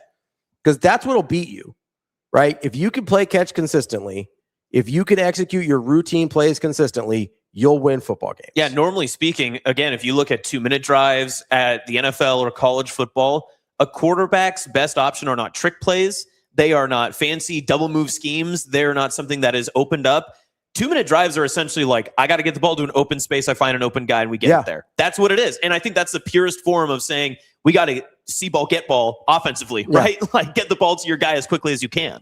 At its core, and this is what I like about, the run and shoot offenses or the air raids or whatever you want to call what Gus Malzahn did for so many years. What I like about those offenses is they're very simple in that they want to put a couple defenders in conflict and then they just do the opposite of whatever the defender chooses. That's the core of all of those offenses, right? Give your offense a couple options, put the defender in conflict, kind of isolate him as much as possible, put that guy in conflict, whether it's on a zone read, whether it's on an RPO, whether it's on a choice route. Get the defender in conflict and then choose the thing they didn't choose, right? And that's the beauty of these offenses. And if you can just execute that at a really simple level, at a high, those simple concepts at a really high level, you'll be fine. But if you're trying to constantly get into, and I think this is, again, from a young quarterback, a guy that did not grow up playing quarterback his whole life in Dylan, I think that's one of those things where his analytical brain and his proficiency on a whiteboard sometimes worked against him because he would say, oh, well, this actually would attack this better if they do this, but that takes you out of the simplicity of what the offense is and the beauty of that simplicity, where you just say, hey, put a defender in conflict, make him make a choice, and then you make the other choice. Yeah. Just so everybody knows, we might have to end the show just a little bit early because we're getting some stuff updated, like at the office and whatnot. But I want to ask you this question before we wrap up and whatnot. Yeah. Would you be curious about what Nebraska's average first down play, like of any new set of first downs, what that average yardage was leading to second down? Like, was it 1 yard? Was it 3 yards? Was it whatever? Because I wonder how often. And there's no way for us to really know, like, how many times just from, play sheets, unless we went through and looked back and had access to what was called and whatnot. But I'd be curious to know if they're in a more if they had a lot of success on first down, they averaged, something ridiculous, like 5 yards every first down. If you're at 2nd and 5, you're more apt to say, I can change the play because I'm ahead of schedule.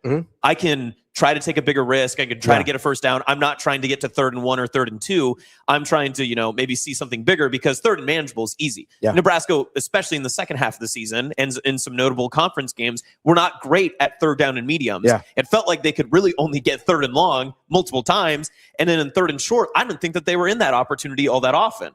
But would you be curious? I might go back and see if I can find that at some point. I would be curious to see that. And like you said, we don't really have a real way of knowing consistently.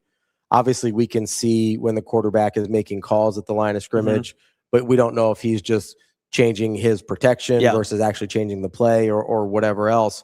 But a lot changes if you're gaining 4 or 5 yards on first down. That changes a lot about what you want to do for second down. Or even more, like, obviously EJ had a great year, right? Emma Johnson had a great year, right? So good catch. Let's say he's getting 6 yards on first. Let's say you're in 2nd and 4 or 2nd and 3. Way ahead of schedule. All of a sudden, you say, oh, well, I can get the 3 yards on 3rd down. Maybe we take a shot here. Maybe you switch out of it instead of just continuing to execute simply and at a high level. I think there's a lot there. And I think we heard this when TJ went to UCLA and won in Pasadena. It says, I don't remember who said it. I think it was Rule. It might have been Dana who just said, hey, TJ just runs the plays they're called. That's a quote. That's a quote from a Nebraska coach. There's a lot of times that Rule says it without saying it. Like a lot of times. I think it was Rule after the UCLA game who just says, hey, TJ just runs the plays they're called. It might have been Dana later that week, but that's a quote from a Nebraska coach that says, hey, TJ just runs the plays they're called. I have no thoughts. And is there a time this year that just in terms of the flow of the offense, I get there was time they scored more points, but against a like opponent in conference play, was there a time this year that Nebraska looked more fluid on offense than UCLA? What was their best complete offensive game to you in Big Ten play? I'd have to let me look at their schedule real quick. Okay. Maybe we'll chew on that and bring it up for tomorrow, because I'm curious your thoughts on. There were some, and if you take the non-conference play out of it, let's take Akron and Houston Christian because there were some. The Maryland game, they obviously had the more explosive plays, but it never really felt like Nebraska was a churn it out, get 9 plays and drive. I guess I did do this math earlier this year that I sent it to you. Wasn't Maryland 3 interceptions? Wasn't that game? That was 3 interceptions. Hard to. But then also 2 one-play drives that they had two scores that were maybe quick hitters. Michigan State. I'd have to look at the drive charts for Michigan State. Michigan State was an Isaiah Hunter screen pass, a blocked punt. I think they had another one-play drive in there. Michigan State, they had the Kenneth Williams return touchdown too. So that's not an offense. No, that would be Maryland. Or no, Northwestern. That was Northwestern. Okay. Yeah, Michigan State. I don't think he had a return. Was that the block punt? Yes, that was Carter Nelson's block punt. Yeah. Yeah, you can make the argument it was UCLA. Yeah. Oh, yeah. Yeah. You can make the argument that it's UCLA. I think, did they go 4 for 4? They scored on their opening 3 drives and then opened the third with a touchdown. I think they were up 28-7 at one point. I think that's right. Yeah. They just didn't get the ball much in the second half because the other one that I think is worth an argument, and I get that they didn't score a lot of points, but I thought they did exactly what we're talking about at a really high level, was Cincinnati. Yeah. Oh, yeah. They took what the defense gave them. Cincinnati was really not going to let them go over the top. They kind of put that shell on the defense, and it was 4 yards, 5 yards, 6 yards. And that's how they won that game. And I thought that was a really interesting departure from what we ended up seeing the rest of the season. Yeah. No, I will try to get to maybe what the average first down yardage was. Maybe even just average touchdown like plays per drive. I think I have that somewhere. I think I sent that to you, but we'll have to keep this and average think about number of plays per touchdown drive, like per game. I think that would be interesting to look at. All right, that's the show for today. That's Austin. I'm Ravi. We will be back tomorrow to wrap up your week here on Hurrdat Sports Live.